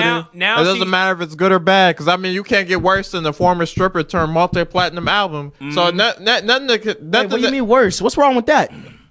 a former stripper become a multi-platinum album. What is wrong with that? No one's gonna look down on your stripper lifestyle, and you become a To multi-platinum me, that album. is a success story. I How's don't that- get how- what's wrong with that. I mean, no shade to anything that you do as far as living your lifestyle or living. But I feel like you got to take your clothes to make money, and then use that as a reason to use that as because I feel like once you become famous, once you become a news, anything that you've done in your lifestyle is something that's going to be used for the Against next you. person. But you know what? Used for the next person to come up. The thing is, And Cardi, now, but her stripper lifestyle is something that has been used. The reason why she's successful. And now, girls nowadays, and I'm saying this because for future generations of females, females are the gatekeepers of the world. You know, a female decides. Look, check this out. A female decides when she wants to have sex, when she wants to have kids. She controls all that. So, are we having loose females? Our Hoe society, tip, our morals will go down because as a man, you know, we're always gonna chase after what we're gonna chase Get after. the fuck. Okay, let me break this shit down. All right. First, what I like about Cardi is the fact that she owns up to her history, right? Right. And I think she has That doesn't make it any better, but though. hold up. That doesn't make it any better. I think Cardi has a good message. I was a hoe, but it's cool now Hold because up. I admit it. Listen, I think Cardi has a good message for the young girls. It's cool to be a hoe. However, Cardi has a good message for a certain type of girls. Maybe your daughters, okay? That's like that. Cardi is not the person to look up to. But there are girls that are struggling, girls that come from broken homes, girls who come from So nothing. you come from broken home, start stripping, you gonna make some money, baby. Listen, Cardi said on an interview, she said, "Yo, look, don't be like me. All you little bitches, stay in school, do this, do that." But why we even gotta even language right there? Why do they gotta be bitches? Because that's the whole point. She's going after her target audience. Listen, nigga, we could go to a rec center and talk to kids all day about how you need to go to college or you need to do this. But you am need I to do really that. respecting you if I'm going to a rec center and be like, hey nigga, you gotta follow my lifestyle? Guess you know? what? Guess what? The kids listen. Okay, I could be But telling. they listen, but do they really respect you though? Yes. Do they really respect Yes. you when you go call them, hey nigga, you gotta do this You shit, gotta go. do this shit, do this shit? Look, you gotta identify your target audience. You gotta speak their language. Okay, you could go and use all these academic words and talk to these kids I'm about not saying use academic words. No, but do what I I'm gotta saying call is, you a bitch? what I'm saying is, you could talk to these kids about how important an education is. Blah blah blah. They ain't trying to hear that shit. Niggas ain't trying to hear that shit. You wanna be relatable But take somebody like Kevin Gates for example. Okay, Kevin Gates to me has what I call prison smarts. Okay, he has he says the most basic shit. But in like most basic tidbits, but in a nigga way. And the thing is, people are receptive of that demographic. Okay, because he relates to them. He appeals to them. I feel like Cardi appeals to a certain demographic of female. And I think that's key to her image. Not every girl is Ivy League. Okay, I keep saying that this episode. Not everybody is Ivy League. Okay, our message is not going to get to them. Cardi speaks to a certain group of women. She speaks to a certain group of young women, and I think we should not discredit that. We shouldn't discredit it, but I just have a problem of what image that she's portraying. Oh, quit being uptight. That's the problem, man. I'm not the being problem uptight. is the problem is we are so focused on the language they're using in the message that we miss the entire message. You missed the entire message because you're so caught up on the language. She's basically saying, don't be like me. Stay in school, get an education. She might add a couple bitches in there to make it spicy, make it engaging. Okay, but let me put the message is clear. Let me make it like this. Kim Kardashian could be like, "Oh, I'm for prison reform," but I mean, you got caught with a dick in your mouth. I mean, I'm not. How are the two correlated? How am I gonna respect you? How are the two correlated? How am I gonna respect you? How am I gonna respect you? When you gonna respect Stormy Daniels, or you gonna respect all these porn stars that come out? The point is, how are the two correlated? Because the fact is, Kim Kardashian has gotten some results. I mean, she has. She has gotten some results. And she's using her influence to do that. So I'm like, how can you discredit that? I'm not saying every girl go out and suck a dick. My point is this, all right? Don't discredit the message. Don't lose sight of the message because you're so caught up on the delivery of the messenger. There you go. And maybe that message is not for you, but it's for a certain type of people. Cardi speaks to a certain type of people. That was probably one of the most wisest thing I ever heard EJ say. Most wisest. Anyways, but speaking of prison, man, my boy EJ's best friend, 6ix9ine. 6ix9ine, the Rainbow Menace. Yeah, bro. Yeah, Treyway. I don't think it's looking good for him. That motherfucker's never getting out, I don't think it's looking good for him. And he got long hair in prison. Oh, yeah. We talked about it. He's probably somebody's Fifi. Hey, real talk though. I think he's probably the most relieved he's ever been in his life. Why you say that? Because I feel like he's been living a lie for so long. Because as I see videos of him, you know, he wasn't living that life. Hell no. He didn't come up that way. No. He didn't come up. You know, I saw a video the other day when he was dancing around 8, 9, 10 bodyguards. Yeah. If I gotta go to somewhere and have 8, 9, 10 bodyguards every day, is that something that I want to live? And now let me check this out. I'm speaking this from personal experiences. Because back in high school, I was a misguided teen. I thought the cool way was, join a gang, be hard. Most people did. Well, most kids did.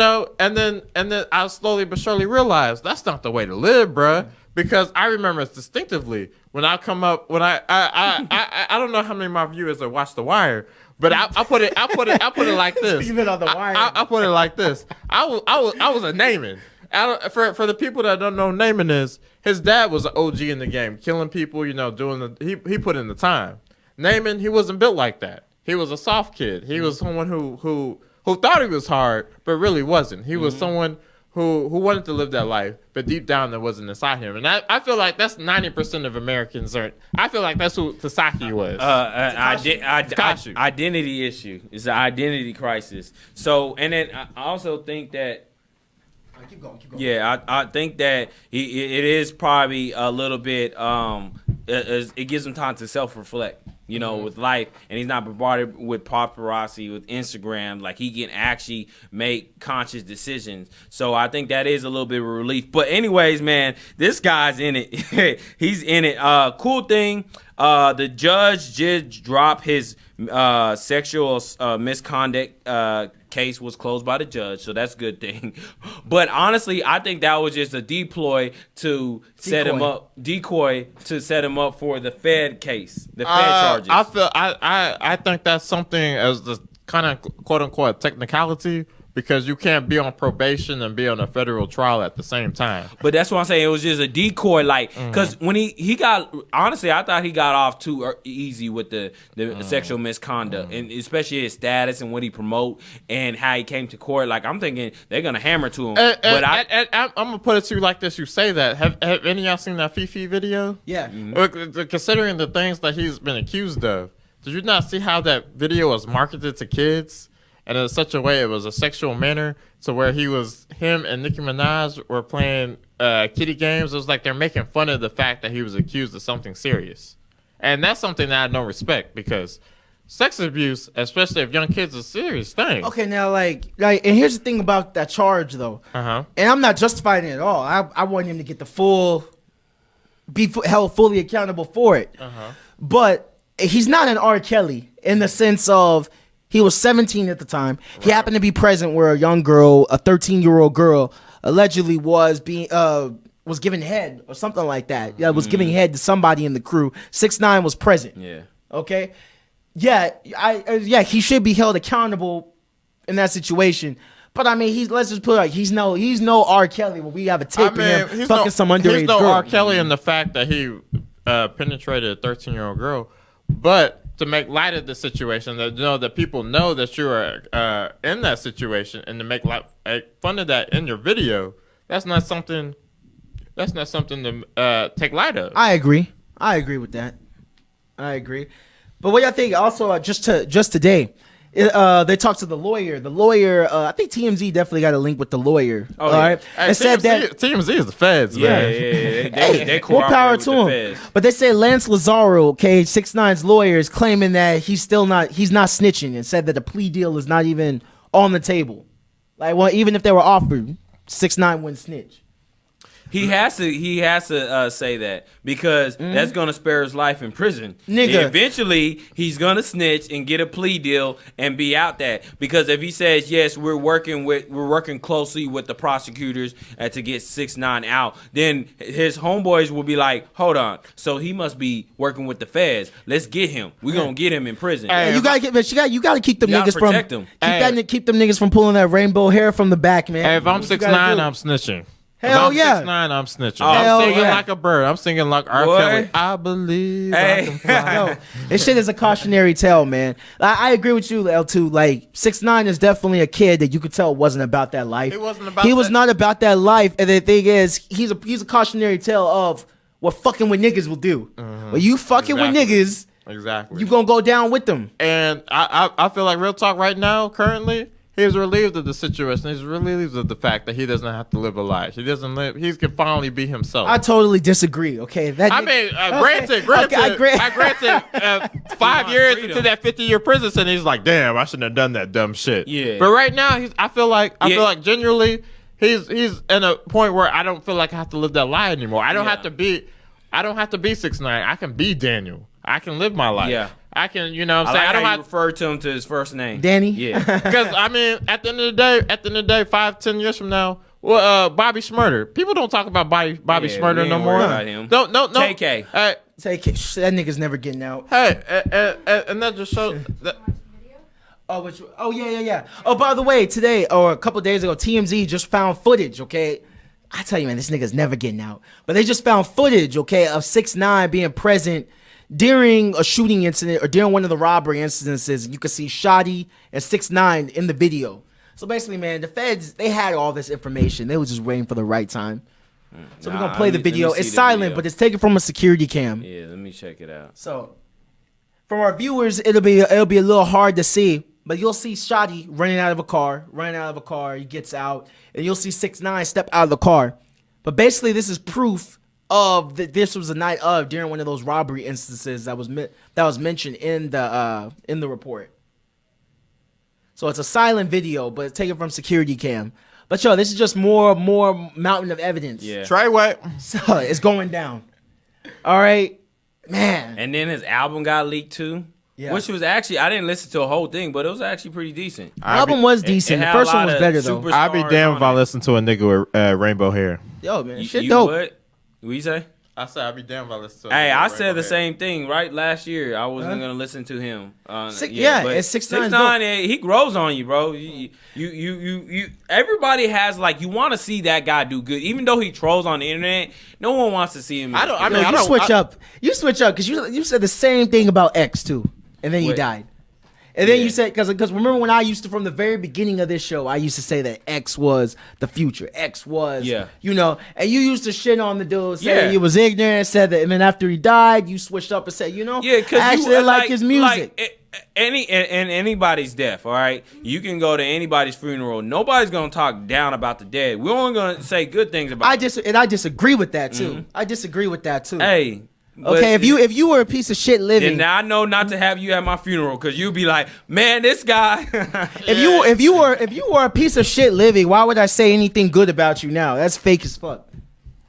But speaking of but speaking of X, yo, NaNa. Well, as you know, X just dropped a new album. Okay, posthumous album, Skins. I thought it was dope. I like the album. I really didn't listen to it, and that's why I brought it up for the song of the week. Yeah, I go wanted ahead. to listen to that. So, song of the week, man. New music for the week will be Skins, and this track is has feature of Kanye West on it. So it's interesting. I haven't listened to it, but I'm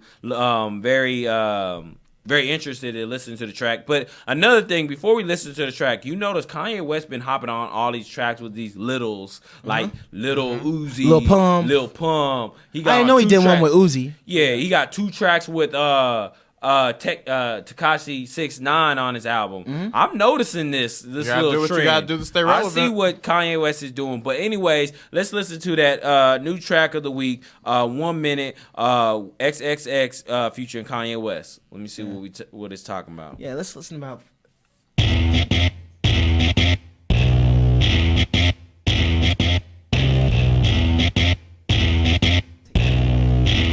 Can we skip to like the 30-second mark? So much hate at the top, it's a lonely place. When you find out the I'm on my way, ex hold again. Terrorize shit, we don't negotiate. Yeah. Bitch, maybe don't associate. Yeah. Show up at your birthday if you owe me cake. With a black mask, that's how we exfoliate. Okay, that's good. That's good. Hey, from the little I heard, Kanye West smashed that. I actually. He been snapping on these little tracks. This All actually with was the littles. this was one of my least favorite tracks on the album though. But I enjoyed the album. I wasn't really feeling this one though. Yeah, I probably need to listen to this outside, but from a couple bars that I got from Kanye West, I was feeling it. Yeah, I was feeling it. He been snapping on all the little tracks, like when he get But on. that's not difficult. Can think about it. Is that really an accomplishment? Snapping on a little track. I mean, I think it's hard. Like he's still bringing his style of rapping. He's not emulating their rapping, and then bringing Kanye West and the relevant subject to the matter. And I'm like, yeah, that's what's up. I like that. I think he's one of the. It's very hard for artists of his caliber, not just his caliber, but his age range to do that. You know? I think artists his age range shouldn't. I'm not mad at him for trying to keep himself relevant, but I don't think a mature artist should be trying to go down to the Lil's level. I Like I agree. want you to I make agree. mature, because that's going to be the only thing that sounds good. You making music that fits your lifestyle. That's why 444 by Jay-Z was such a success. Like I want to hear. Though. That's what I'm saying. No, So it was if you- I mean, critically acclaimed. Like it's by the culture, it's considered a success. Like 444 was a good album. I don't want to hear Jay-Z put out an album like I don't know, Lil Uzi. I don't want to hear that. I don't want that from Hov. Yeah. You know? But I also didn't agree with the fact that Hov, he still bites sounds, he still bites styles. you have to. There was a couple. Yeah, There was a Drake couple got times. relevancy. There was a couple times where he was trying to rap like the Migos. And that shit don't work. I'm glad you didn't do that on 444 because that shit don't work. And it didn't sound good, man. So. It don't work. You know? But I mean, all the albums, I was disappointed in Kanye's last album. I don't even know if you can even classify that as an album. the 7-track album. Yeah, the 7-track album. But from start to beginning, Kanye has always put out good work. So No. From his first 3, great. His My Beautiful Dark Twisted Fantasy is my second favorite. Yeezus was fucking trash. Pablo, Yeezus was fucking trash. Whoa. You like that shit? That shit went hard. Yo, my that nigga. shit was That shit went hard. That shit my was a nigga. bipolar manic episode soundtrack. Okay, that shit was trash. As someone and NaNa can attest to this. So as someone who classified himself as, I mean, I don't agree with what he was saying. He's classifying himself as a god because and the guy says you compare no one to him. But as far as the confidence, as far as the boastfulness, as far as what he was talking about, I can agree with everything that he was saying on there. I mean, as the beats, people can agree to disagree. But it was something different. It was something that was needed. It was something. Just because it's different don't mean it sound good. See, that's I'm a the big wrong guy misconception. to attest to any rap and stuff. I'm listening to Hillsong United. Yeah, he's just trash. I don't know. Like, I'm sorry. Like, to my listeners out there, when I talk about rap and stuff like that, I'm be honest. Like, I'm ambivalent to it. Like, I don't know what's going on. So I'm still listening to Chris Stapleton. What you mean? Like, so it's all good though. Hey, yo, but now let's get to the shits. All right, Kevin Hart. Okay, so Kevin Hart just stepped down from the Oscars, right? He stepped down from the Oscars because he refused to apologize for past homophobic tweets back in 2011. 2011. Okay, yo, I've been waiting to get to this shit. All right, people have lost their fucking minds. I've been sitting on this all week. People have lost their fucking minds. I feel like I'm an episode of Black Mirror. Like an ongoing episode of Black Mirror, just trapped. Like we're in this intellectual dystopian era. Okay? Yo, why does how long do you have to apologize for something? Do you think do y'all think Kevin Hart was wrong? First of all, I was under the impression he already apologized for it. He did. And so why and I like the apology. I like the statement that he put out. Oh, let's play that clip, by the way. Let's play that since you're on it. So I just got a call from the Academy, and that call basically said, Kevin, apologize for your tweets of old, or we're going to have to move on and find another host. Talking about the tweets from 2009, 2010. I chose to pass. I passed on the apology. The reason why I passed is because I've addressed this several times. This is not the first time this has come up. I've addressed it. I've spoken on it. I've said where the rights and wrongs were. I've said who I am now versus who I was then. I've done it. I'm not going to continue to go back and tap into the days of old when I moved on and I'm in a completely different space in my life. The same energy that went into finding those old tweets could be the same energy put into finding the response to the questions that have been asked years after years after years. We feed in the internet trolls and we reward them. I'm not going to do it, man. I'm going to be me. I'm going to stay in my ground. Regardless, Academy, I'm thankful and appreciative of the opportunity. If it goes away, no harm, no foul. Yo.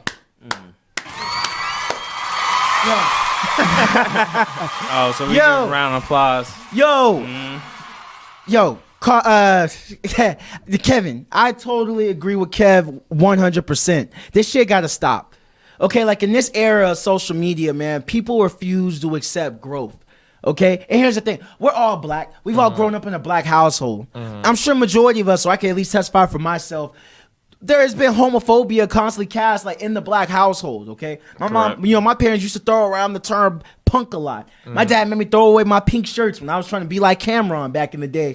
Wear my pink and shit. They weren't for that shit. Like there was definitely a fear, like a homophobia culture, in the black community. And as a 29, my bad, I just had a birthday, 29-year-old man, I don't see things like that anymore. Okay, I'm not homophobic, but at the same time, how long do you have to apologize for your ignorance, or how long you have to apologize for the shit that you said back when you were younger? They don't make no sense. He shouldn't have. He did the right thing. I feel like people always want to see someone's downfall. Yeah. It's not about growth. It's not even about the words, really. It's about seeing a successful person. It could be a black, white. It doesn't matter. It doesn't matter about the person. It's about seeing someone successful, their downfall. Because as a majority of people aren't happy with the current lives that they live. Sure. So they look at other people's lives and they want to live vicariously through them. So when they see someone being successful, they see someone going through a crisis. That's what gets people excited. That's what gets people, because they think, oh, that guy, that's Kevin Hart. Oh, he's not a good person. I knew he wasn't a good person.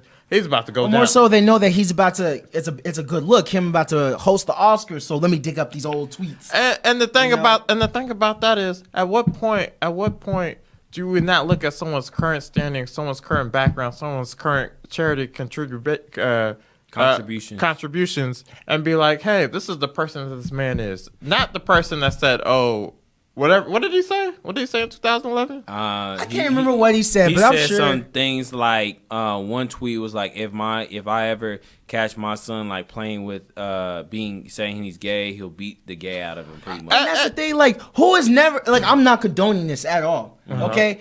But come on, who has never heard that before? Who has never and what is wrong with that? I'm trying to say, what is wrong with that? Because I feel like as someone bringing up a family, why would you not want your son to be the exact person that you are? First off, I want to make this very clear to the listeners.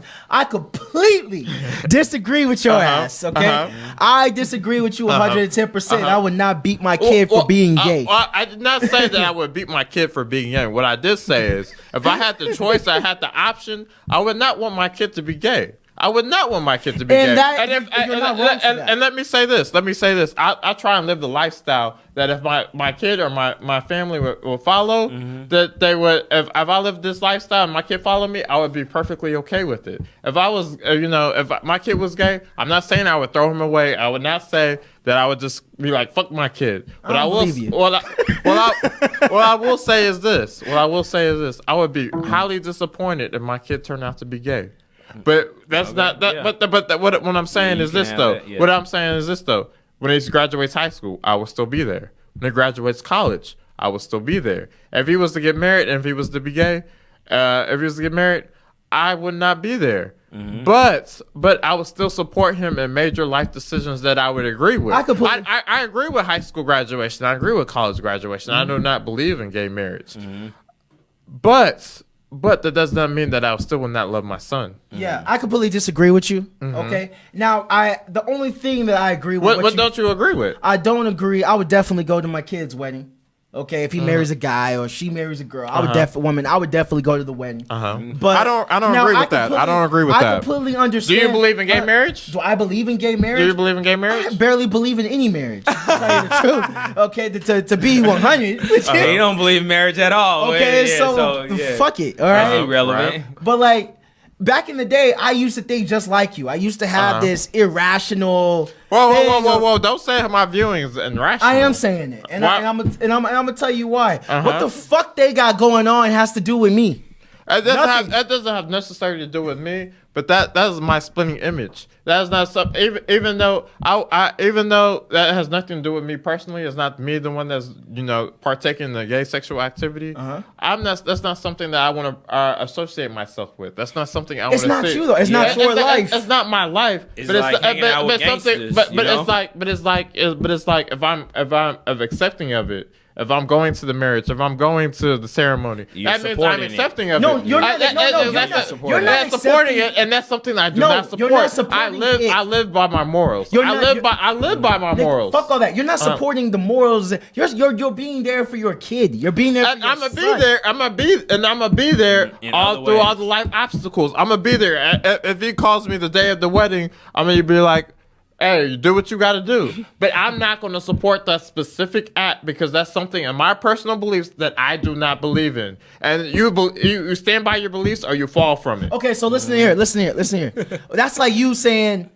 your son is going to always have, let's say if your son, if you have a son that's gay, okay, he's going to have a husband eventually. You don't accept that part of him, meaning you can't bring that around. And for those who listen, he just did the sign of the cross right now. All right? God forbid. And listen, that means that he can't bring his husband around you. That means he can't bring. No, I did not say that. I did not say that. I will be, because I work with gay people and I don't treat them any different. My best friend's gay. I don't. It makes sense now. It all makes sense, guys. NaNa. Now I'm back circling around. NaNa, you idiot. That was sarcasm. NaNa. Hey, can you get my picture of my face again? NaNa, you damn dummy. That was sarcasm. Okay? No. Yeah. Hey, tell the truth and shame the devil. But I will say this. I do not down talk. I do not say anything bad about gay people. That's how you choose to live your life. That's how you choose to live your life. I will not go to a gay marriage because I do not believe in it. I I want to pause you right there. You don't believe in it. It says in the Bible. It says in the Bible. Yeah, true. Now, can't you still go to a gay marriage and still not believe in that for yourself? I mean, but that's the part. That's part of, you know what I'm saying. I don't believe in Santa Claus. Uh-huh. But I'm sure most parents let their kids believe in Santa Claus when they're kids. That's Santa Believing Claus. in it, supporting it. And Santa Claus is this. Gay marriage is this. That's not the same thing. Don't equate the You're two. right. They're not the same It's thing. not like this. It's not like this. It's like this. And see, and I gotta point this out because this is an issue that we're gonna get to later on. But this is what I love about our platform, okay?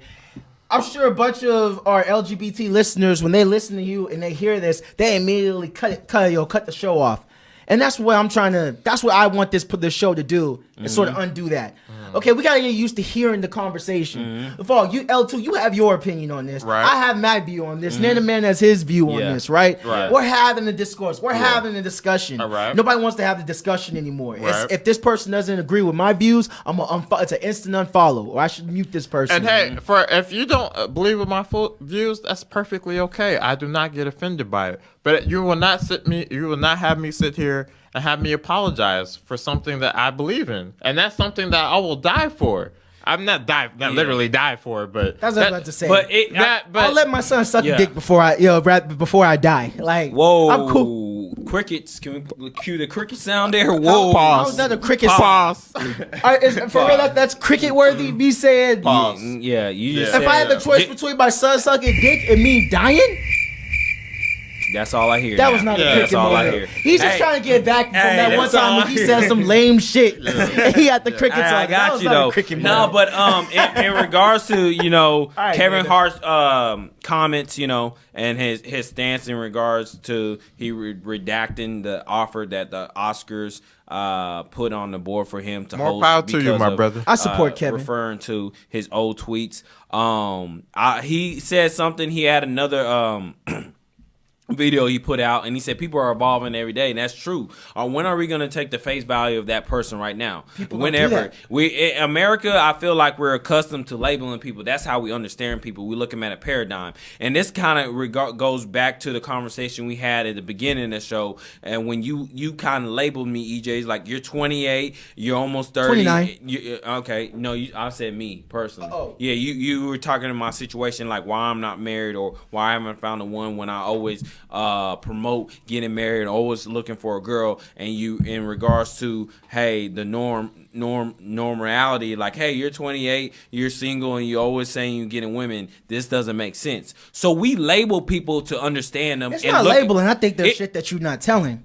Okay. But in regards to Kevin Hart's situation, I feel like we label people and to see them through a paradigm, to be like, okay. And then we have a growing expectation of seeing people do we're expecting people to do wrong. Like, we have a growing expectation, like, man, there's something wrong with this person. Like, what's wrong? Let's pull it up. He's too picture perfect. Let's get him. And they eventually got him. Like, and it's like Twitter is unconscious thinking. Like, Yes. that's the problem. Like, you're being judged for your unconscious thoughts, and that you're putting in 150 characters, okay? You got to be very careful Well, with Twitter that. increased the characters now, but I think that Yeah, actually it- what you brought up, though, I think that's part of the problem. Yeah. I think because Twitter had gave you just this little amount of time or little amount of characters to express yourself, people no longer feel the need to fully articulate an opinion or an argument. They just say how they feel, and if they could get enough people to ration or to get behind them, no one needs facts anymore. Oh, no. Nobody needs context anymore. No, You know what? we Let's don't go to by the way, let's pull up DL Hughley's video, right? DL Hughley backs Kevin Hart up. And then I want to read about this shit that ran me hot last night. Okay. About this trans woman who came at DL Hughley. And I'm going to explain why I was irritated. Okay. But let's play DL Hughley's clip first. Let's listen to it.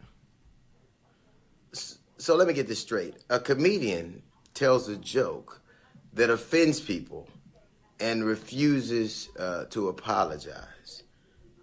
And people want to know what I think of that.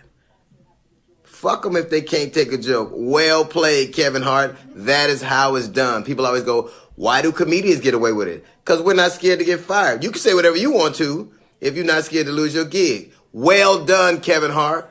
Fuck them if they can't take a joke. I think he's just so irrelevant. That's why I was like, when I watched this video, I'm like, I don't even listen to DL Hughley. I don't either, but that you missing the point though. I completely agree. yeah. Yo, I agree that comedy. I don't believe a comedian should apologize for telling an offensive joke. That's me. They tell offensive jokes all the time. That's what I'm saying. I hope they don't ever watch South Park. Okay, like I have no problem with that. I mean, how do you get the pass? I mean, does anybody have the pass anymore? Man, that's a good question. Where is a pass and how much it costs? I mean, honestly, I think, and I'm just thinking. I think the closest thing in being white is being with the LGBT. You know, no. LGBT is taking over. LGBT is number one. You can't. They're the police now. Yeah, like I feel like if I say something homophobic in my head, they're gonna come for me. Yeah, they'll come for me. They Honestly, will. What you mean? They will. Hey, fellas, I was, like I said, I'm in the job market, and I put LGBT on my application. I call back the next day. Hold on. Hey, NaNa, you gay for NaNa, you gay for pay? Nah, I'm an ally.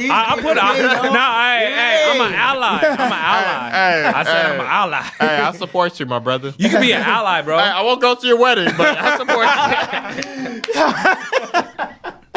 Nah, I'm far from it, bro. That's funny. But you can be an ally. Like, I don't know how you take classes and you be an LGBT see, ally. that's the thing. I feel weird calling myself an ally because I haven't been to no marches or anything like that. Mm-hmm. But I don't have anything against them. I'm cool with them having the same rights. I want everybody to be treated fairly, equally, whatever, Yeah. But I don't know if I consider myself an ally because I feel like I don't do any extra. But let's answer some questions. Ask yourself some questions. Do you would you mind if your kid would be gay? No. Okay. Think about this. Do you have gay friends? No. No? You sure? I don't. Okay. Did you say your best friend was gay? No, I was being sarcastic. I couldn't tell. I don't know. Okay, but no, I don't have a gay best friend. I don't have a gay friend, but it's not a matter of I don't fuck with gay people. It just ain't happen. Yeah. You know? Yeah. But no, man. What about a girl that's we just assume I don't know if you assume it was a guy, but you don't have no friend that's a girl that's gay? I have one who's now I think about it, but she's not gay, she's pan. You remember Alexandra? Yeah. So hold on. Can I say this? Can I say this? Can I say this? I don't believe any female. I don't believe any female to be gay. I don't believe that's something that's straight real. Or gay. I don't believe any female to be gay. I don't it's believe. Funny. I don't believe any female to be straight. I don't know. I don't know where you got that opinion from. I don't know. But I will say this. The females that are gay, let's say, for example, let's take Brittany Griner, for example. We're talking about Brittany Griner. We're talking about a 6'7" female. We're talking about a 6'7" female with a receding hairline. Her hair starts from right here. No disrespect to Brittany Griner, but come on. Females are gay because the simple reason that guys do not want them. That is completely inaccurate. How so? Completely inaccurate. How so? Okay, how so? Nah, for one, I think she was like that for a long time. Remember, our school played her school. Exactly. But I mean, I'm saying, but she was unattractive for guys. Hold on. She was unattractive to guys for a long time. I know tons of fine ass. I almost said dykes, but I don't know if that's an offensive term. That's the only term I know. You already said it. Okay, I did. If that's an offensive term, y'all please let me know. I'm uneducated. Educate me. But there's studs. There we go. Yo, there's plenty of fine. Alicia Keys' fine ass. Alicia Keys. Quote unquote, she's married. Keys. She's married to Swiss now, but she also fucked with women. She did? Yes. I'm not saying that previously that you can't have something with a woman. But deep down inside, women always crave a man. Always crave, because it's a biological aspect. It's a biological aspect of the fact that it's every woman's nature to want to have a kid. It's every woman's nature to this is true. It's God's way. It's the reason why there's a God made a guy and a girl. Hold on. Hey, Kat, you want to say something? Yes. And I'm just going to leave on this note. My grandmother was a lesbian. Swear. Had a daughter, my mother, and then left the D and went for the P. Totally. Like, her and her best friend got together, She was best friends with her, when my mom's dad and her were together, if you know what I'm saying. Yeah. But left him and married her best friend. So, Hey. Can we ask some follow-up questions, though? Yeah, absolutely. So, you said your grandmother, right? My what grandmother. age was she when she left your grandfather? Probably like in her 30s or In her 40s. Do you have, because I feel like it doesn't do justice unless we have pictures, picture evidence. Okay. You know? Let me, because she passed away at a young age, but let me see if I can pull up a picture of her. Does younger matter? A picture of her when she was younger? I just feel like genuine attractiveness is something, because I feel But like. wait, did you say though that it was all like earlier? You were like, What it's about all Ellen subjective? DeGeneres? It's subjective to the point, but I mean, you can Ellen DeGeneres. What does she have to do with anything? She's gay. Well, yeah, but what's your point? but you understand 90% of males, 90% of males would be with a female or not. You know, it is subjective. I don't know about that number. But I did say it's subjective. But I mean, are we talking about the vast majority of males? Would a vast majority of males go for this female? Because I mean, there's always someone for somebody, male or female. But for the vast majority, of males, with that person, male go for that female. And let me tell you this: the reason why I think lesbianism is on the rise is because not only that, but it's also because it's something about yourself. It's like a badge on your sleeve, you know. It's something like, oh, I'm lesbian, and with that, Like medal of honor. Medal of honor, I exactly. guess. And they take either the good or bad from that, you know. But granted, man, like a lot of women do go through phases. They go through phases, Yeah. but that's not something that they. Permanent. It's not something permanent, and it's not something that lasts forever, because that biological aspect of wanting to have a child, wanting to have a family, that takes precedent over any lesbian action. They might be lesbian when they're 20, 30, but at the end of the day, they always crave that eternal male, female. I mean, regardless, every female craves a male. I completely disagree with that. Well, I think every female, I would make the argument that every female wants to have kids, but I don't think that every female craves a dick. I would say so, just for the simple fact that that's natural. That's the way that God intended it to be. And then God didn't intend it, I mean, at the end of the day, God didn't intend it for you to be rubbing pussies together. On a biological standpoint, That's why when you rub pussies together, a child doesn't come forward. You know?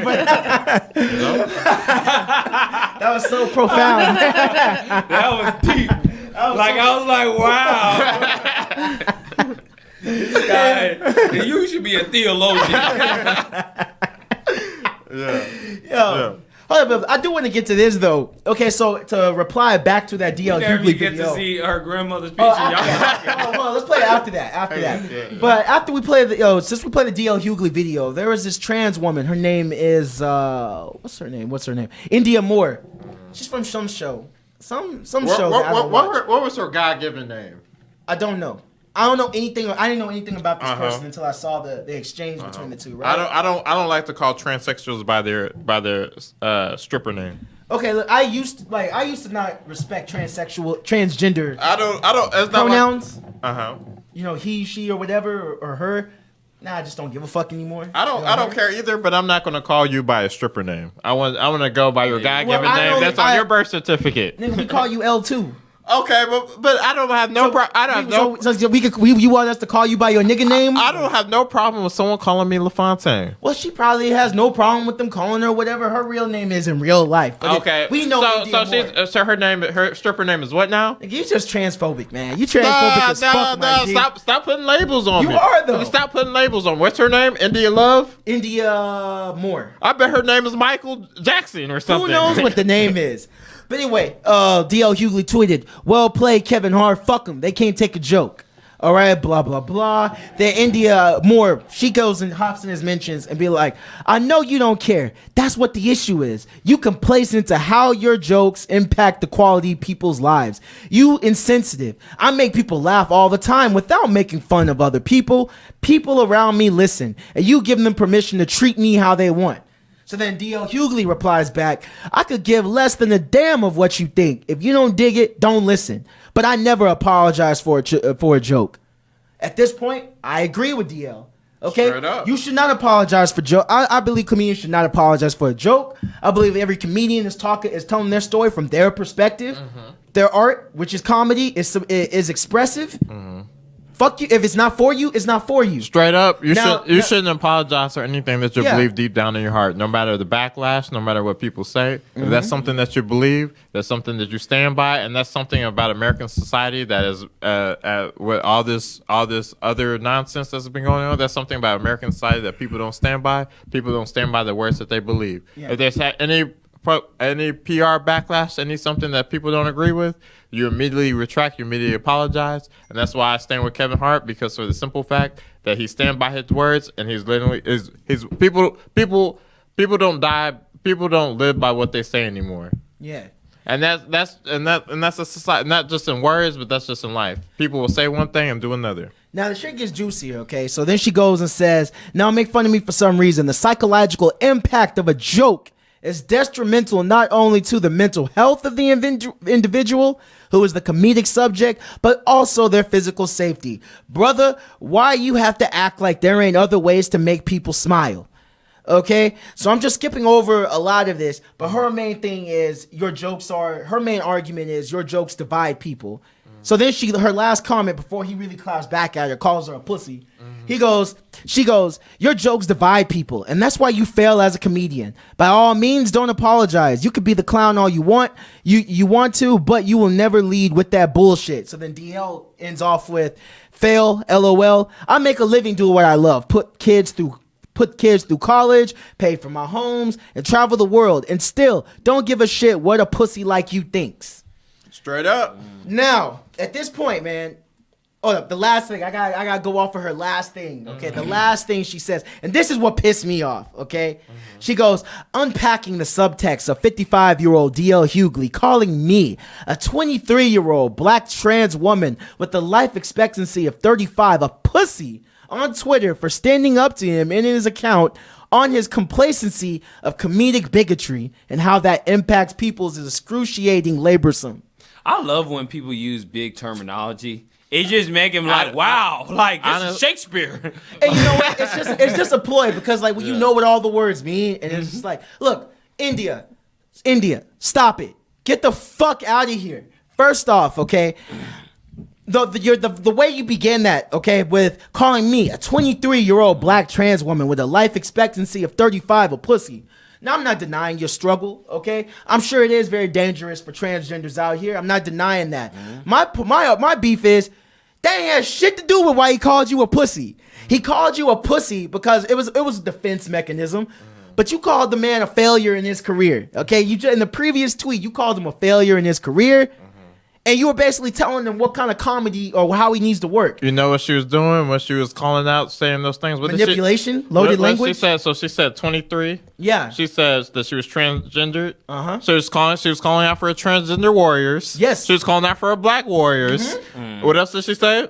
Transgender, 23-year-old black trans with a life expectancy. Yeah, that's and she was calling out for people that relate to that. So she's calling for the troops. It's similar to Captain America when they used to Captain America. We got to put our rings together to get Captain America. Or no, Captain not America, Captain Planet.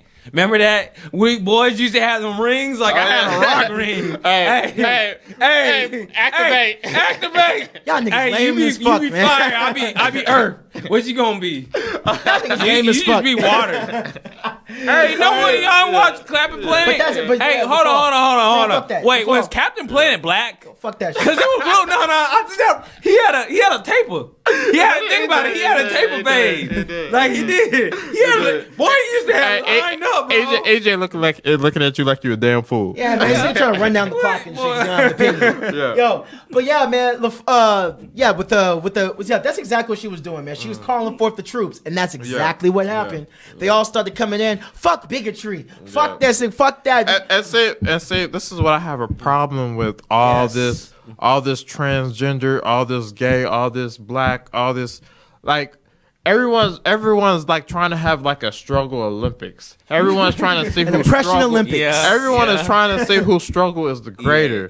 When in all actuality, When all actuality, everyone out here is struggling. Everybody. It don't everybody. matter. Everybody. It doesn't white, matter if you you're can be black, black, white, it don't matter. Mexican, Now look, Chinese. white people struggle is different from black struggle. But it's still Those struggles greater than it's struggles. struggle. But not all struggles are equal. That makes a difference. And then let me make in their own way. Let me make a point. People want to make the struggles by race. It's not even back. It's not even. I mean, I'm not to say that black people didn't have struggles in America, but black people looking at the struggles, they look at to the wrong person. They look at the white man. They look at the white person and say, "Hey, this is the reason why. This is the cause of my struggles." But that's not the reason why we have been struggling throughout America. People have been pointing the wrong finger for a very long time. That's not the person that you should be pointing to. Okay. The people that you should be pointing to is the government. The government is the one that has allowed all Who's this the government struggle. ran by? The government is ran, but see that. You can say that. You can say the government is ran by white people, but the government is the one that governs white and black people. So you can say... But you skipping over a major component. Who the fuck runs the government? The government... The colonizers run the government. They run the government, but they're not running it for white people or black people. They're running it for themselves. No, they're running... They're the people that profit out of it. They're not profiting out of it so all white people can profit out of it. They profit for the people that... They profit for the 1%ers. They profit for the 1%. Systematic oppression. I believe in any oppression that is allowed has been allowed because of the government. We all know that black people have been oppressed in America. I'm not denying the fact. But to say that racism has an impact on what my life or your life or Nana's life or any black person's life, a white person as the reason why you're struggling or anything, that is not true. That's not true in the workplace. That's not true in life. Because I'll explain. When I equate racism to haters. Black people love to talk about their haters. What's the difference between a racist and a hater?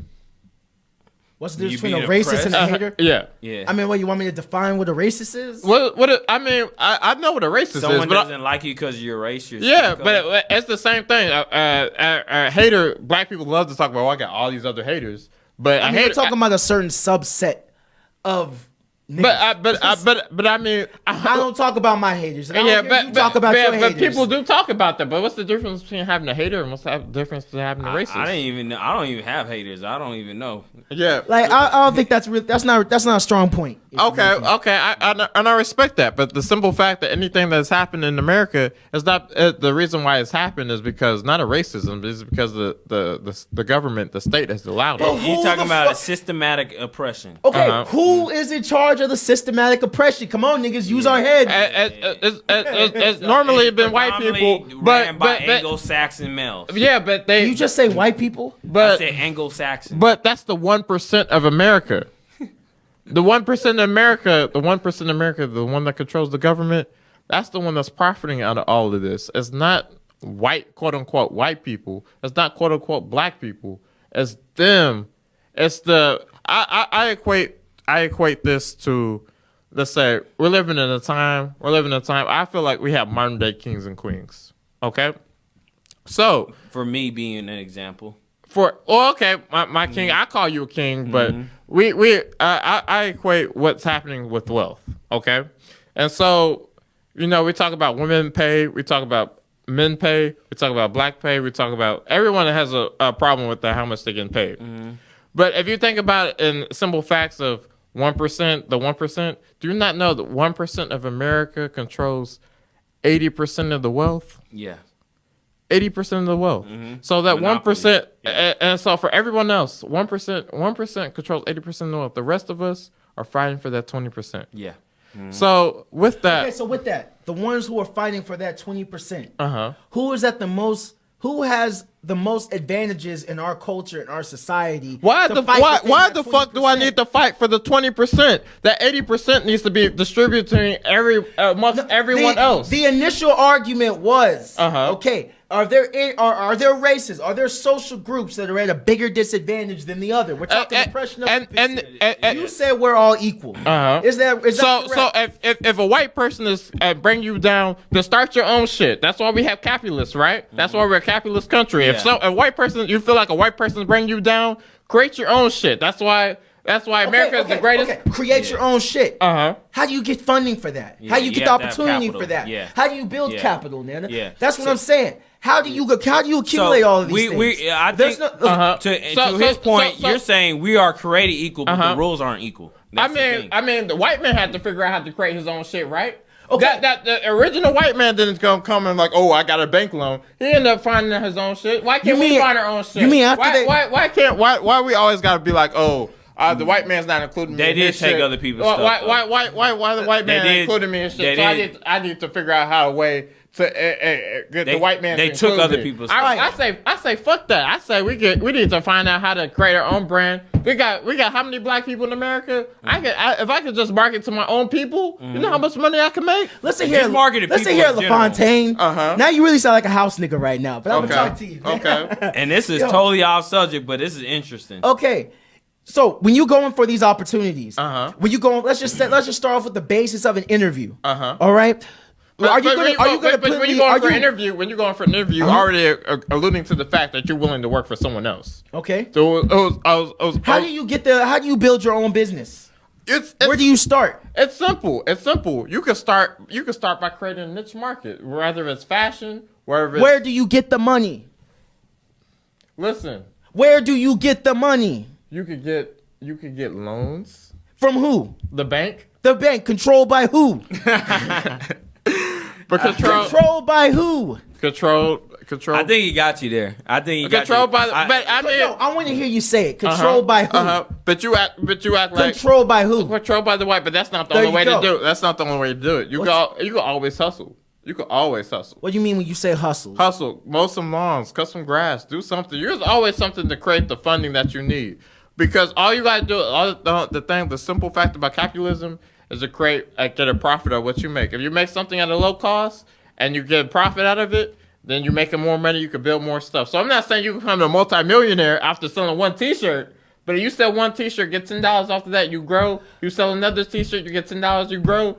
It's all about growth. It's about continuality. It's about once you figure out something to do, build on it, capitalize. You don't always have to go and beg someone else to include you in something when you have the power, the opportunity to make your own stuff. Okay, but are you saying that we all, with our opportunity, are we all on equal footing? Me, the white guy, next white guy. We're capitalism, yes. We're all on equal footing. Yes. No, the fuck we aren't. We're capitalism, yes. No, we aren't. Why not? Why not? Why not? There's a reason why when you go out, you change your name. There's a reason why you code switch to the motherfucker in interviews. I don't feel like I code switch. You do. I don't code switch. You do. How do I code switch? You do, nigga. How you know he code switch? How you know I code switch? That's what I'm trying to figure out. I kick it with the ball. I know. Give me an example. Drop examples. You talk to white people in the way that. Like, what if it's just professionalism? What if it's just I would put like this. What's code switch versus professionalism? His demeanor around white people is totally different than his demeanor around you or me. But that's different because y'all my homies. I'm not going to talk. I'm not going to talk to a 40-year-old white man the same way I talk to you. But how could you even expect me to do the same? How would you relate with them? Even when it's the younger ones, your demeanor is totally different around white people than it is. So you want me to go up to a 25-year-old white dude and be like, "Hey, what's up, my nigga?" You don't really do that. Well, yeah, you kind of do. Yeah. But no, you don't say what's up, my nigga. He got a point there. No, he doesn't. Yeah. Because you don't say what's up, my nigga. But the point is, you changed your your interest. You mold your interest or your style of talking to suit that audience. But don't you gotta gauge the temperature of the environment that you're going into? And you're the last person to talk about gauging the temperature of the environment. But I'm just saying, in his defense, don't you gotta gauge the temperature of the environment? Professional environment. The reason why but the thing is, I'm gonna talk to my friends about something personal. I'm gonna be more open to my friends than someone. I would say in a professional environment, I'm not close to too many white people. So I'm not going to talk to them about something personal, or I'm not open up my whole personality to them than someone that I'm cool with. I just happen to be cool with more black people, young black people my age, than white people. So I'm not going to open up my whole personality to someone that I'm not comfortable with. I just want to get back, make sure that we all focus here. So are you saying that a black man in America has the same exact is starting at the exact same equal playing field in terms of getting ahead in this society as a white guy does. Let me ask you this: do we not have black billionaires? We do. Do we not have black millionaires? We do. Do we not have a black middle class? We do. Do they not have black people in poverty? Listen. No. Answer my question. Answer my question. I said yes, but I'm about to answer. Answer my question. I'm not done asking questions. I'm not. Hold on. Let me finish. Let me finish. Hold on. I'm not gonna shoot your shit down right now. Let me finish. Do we not have white people in poverty? Yes. Do we not have white people in middle class? Do we not have white people in billionaires and millionaires? So what is the difference? What is the difference? So listen, what you're saying essentially is, look here, we can all say we gonna go up to let's say we all gonna go to McDonald's, okay? Few ways. There's a long way to get there and there's a short way to get there. But at the end of the day, we can all get there. Right. Well, what you're saying, but basically what you're not taking into account is for the black millionaires, the black billionaires. Right. They had to fight disadvantages. They had but they fought, did they? Why can't we fight? Why can't we fight? Why do we have to complain? Why can't we fight? Why can't we have that warrior mentality? Why do we have do you agree or disagree? Is the camera on me? Like, I don't know what's going on here. The problem is, why do we have to fight? I thought we were talking about LGBT. We got on some other my question is, why do we have to fight? Why isn't it fair? Why do we have to fight? Why do we have to fly where someone can just walk Because at the end of the day, they got the white people in poverty. We go down Harry Hines right now. We're gonna see some white person in poverty misuse their fucking privilege. Okay? Not if you see a white crackhead, yes, necessary. If you see a white crackhead, or a homeless person, fuck their privilege. And say you sound like Don Lemon right now. Yo, I sound like whoever. You sound like a CNN talking head. Look, okay, if you white and you homeless, strung out on drugs, or living some shitty circumstance, you misused your privilege. So you talking. So then you're indicating that all white people just grow up with wealthy and good two-parent homes. No, that's not exactly. That's not what I'm saying. That's not what I'm saying. Is that what you get out of it? That's not what I'm saying. That's what I digest from it. NaNa, you misdigest a lot of shit. What's wrong with teaching your kids having a strong upbringing? Hey, you want to know what I actually said? What you said? What I'm saying is. No one's saying that white people start off rich. But what I'm saying is white people are already born at a systematic advantage above a black person. That's just what it is. We can be, but me and a white guy, me and fucking Tim can be exactly qualified in every direction. But my name is Ejike. Okay, let's just start off with there. My name is Ejike, a Nigerian name. You have Tim. Both of us submit our resumes. Both of us are equally qualified. But who you think most likely they're going to call back first? Ejike, the name that they're going to fuck up and don't know how to pronounce? Or somebody, a name that they can relate to, that they find some familiarity with? Yeah, that's why a lot of people change their names on applications to sound more whitewashed. But now let's just take it to actual interview status. A white man is at a systematic advantage over me in most corporate fields. Okay, that's true. But when you're willing to work in a corporate field, you're willing to submit yourself to someone else. And there's black people in the corporate field. There's white people in the corporate field. Yes, but the argument. Let me finish. Let me finish. The argument is not that we can't get there. The argument is why do we have to struggle more to get there, opposed to our white competition, our white competitors. That is the question. That's the problem. Man, these LGBT man, they getting overruled right here. I will say this: when you're willing to go in the corporate field, you're willing to submit yourself to anybody, the person that's in charge of you. For my people, my entrepreneurs, my people that want to make self-starters, as a black person, you don't ever feel like you have to feel short-sighted. You don't ever have to feel someone that you don't ever have to feel the way that you're not qualified. You're not as a qualifier. You can't do something as someone else because of a skin color. If you don't like how something's going, we live in America. We live in a capitalist system. You are able to you're able to do anything that you do as long as you put your mind to it. If you can find the avenue, you can find the success, you can find the way. Anyway, you just gotta find it. Listen, light skin. The crazy thing is, I heard what does my color of my skin have anything to do with what I'm saying? Because you sound like a house nigga. But listen, this is what. Hold on, that's a common cop out. No. Because I actually what I just did was an emotional argument. Yeah, it was emotional. I speak straight facts. No, the thing is, I can speak. straight getting facts. you there. Yeah, he's getting you. Nana, you're not even keeping up. All right. I thought we were talking about LGBT. Like, I'm still trying to figure out. I'm trying to gauge my footing. I agree with what you're saying, but you're refusing to acknowledge one major component which will kill your argument. What's this? Yes, black people can get to anywhere in America. But yes, black people can make it reach the high status. Right. What you refuse to acknowledge is that we are in a system that works against us. We have to work harder to reach those points. You gotta find Okay. That's what you're not I'm acknowledging. gonna acknowledge what EJ wants me to acknowledge.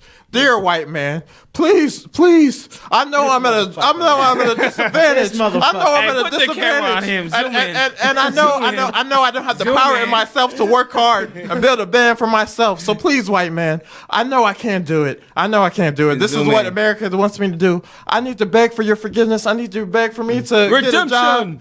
Instead of me having the power to create my own things, to create my own avenues, to create my own way, I have to beg you. I need to ask you. Fellas. I need to ask you for a job. All right, Nah, fellas, man, we're gonna fuck have that. to continue this conversation Fuck another that. time. This is crazy, but man, I like it. I like it a lot, man. Y'all both had some real good valid points, and it went on for quite a bit of time. I was just confused. I thought we were talking about LGBT.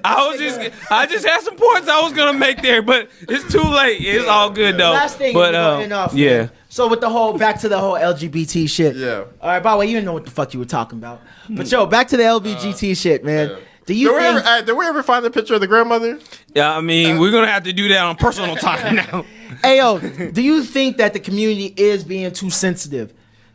Do you think they're being too sensitive? They're a sensitive community overall. That's what I think. I mean, you know, they as far as the community, from my knowledge, I know they went through a lot. They were oppressed, and there's people who were martyred for their belief in that community. So I know why they're so determined. But monitoring everybody's conversation and everybody's talking about feeling this, feeling that.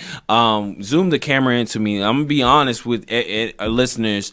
The complete truth is no one cares about your feelings, okay? No one cares. It's just, that's what it is. Get you a wife, get you a husband, or get you a significant You're completely other wrong, though. who Hey, would Nana, care about your You're feelings. completely wrong in 2018. Okay. It's all about feelings. No one Okay. cares about facts.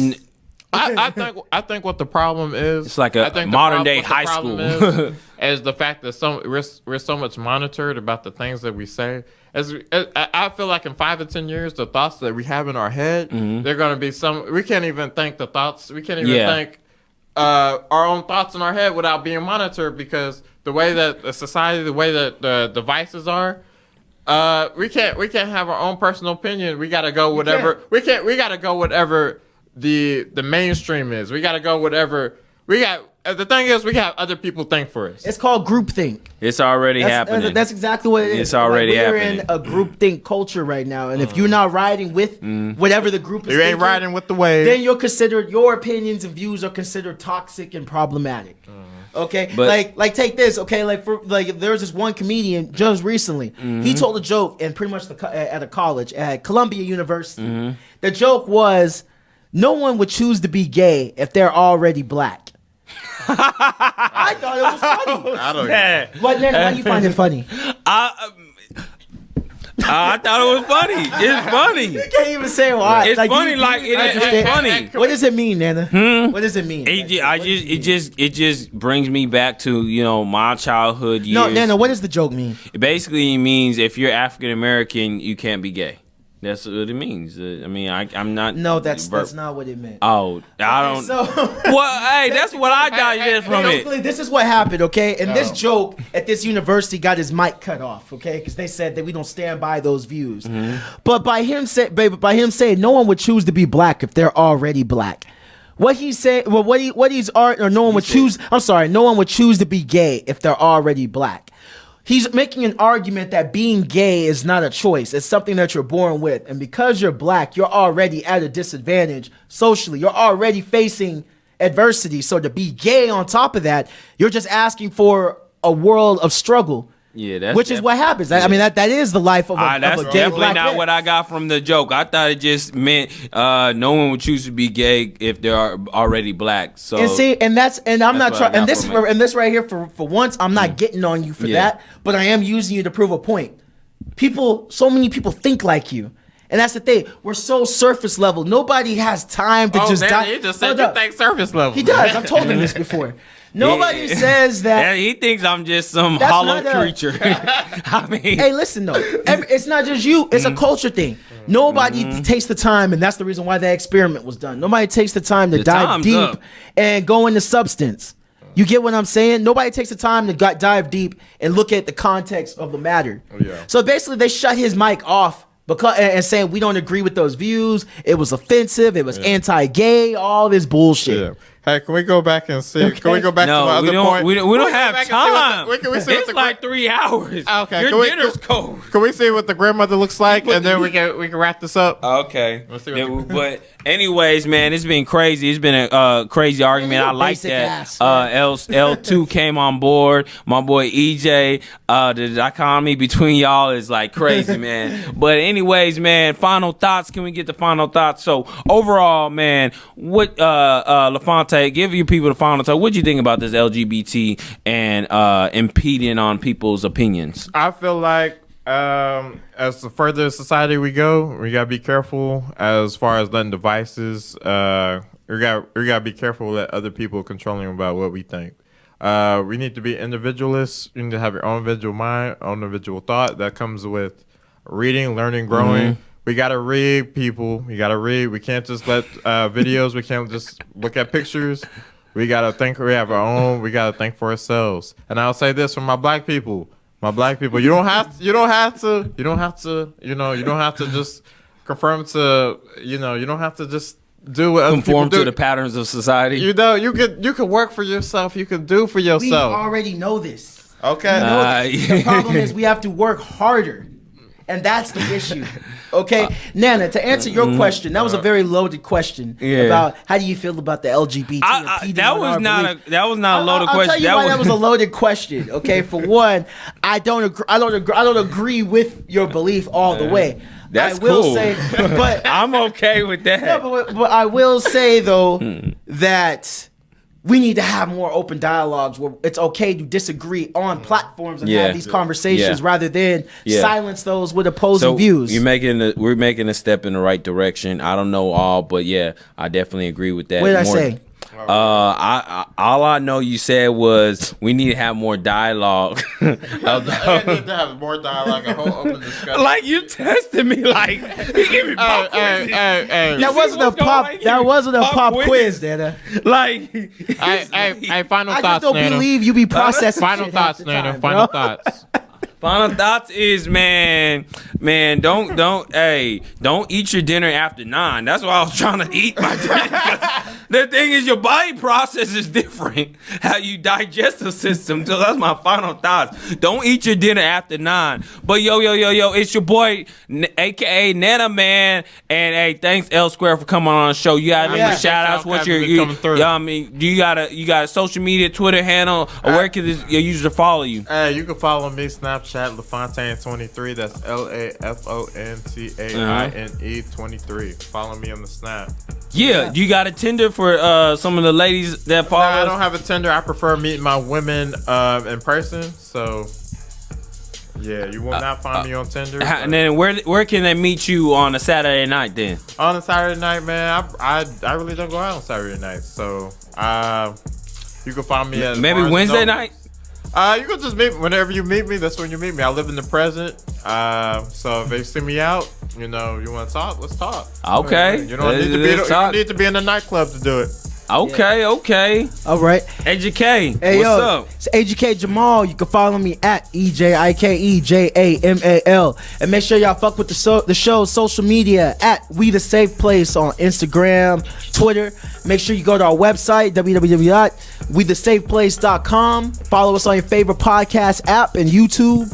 And NaNa Man, talk your shit. Yeah, it's your boy I don't know. But anyways, it's NaNa Man. Hey, follow me on Instagram at NANA_MANNN.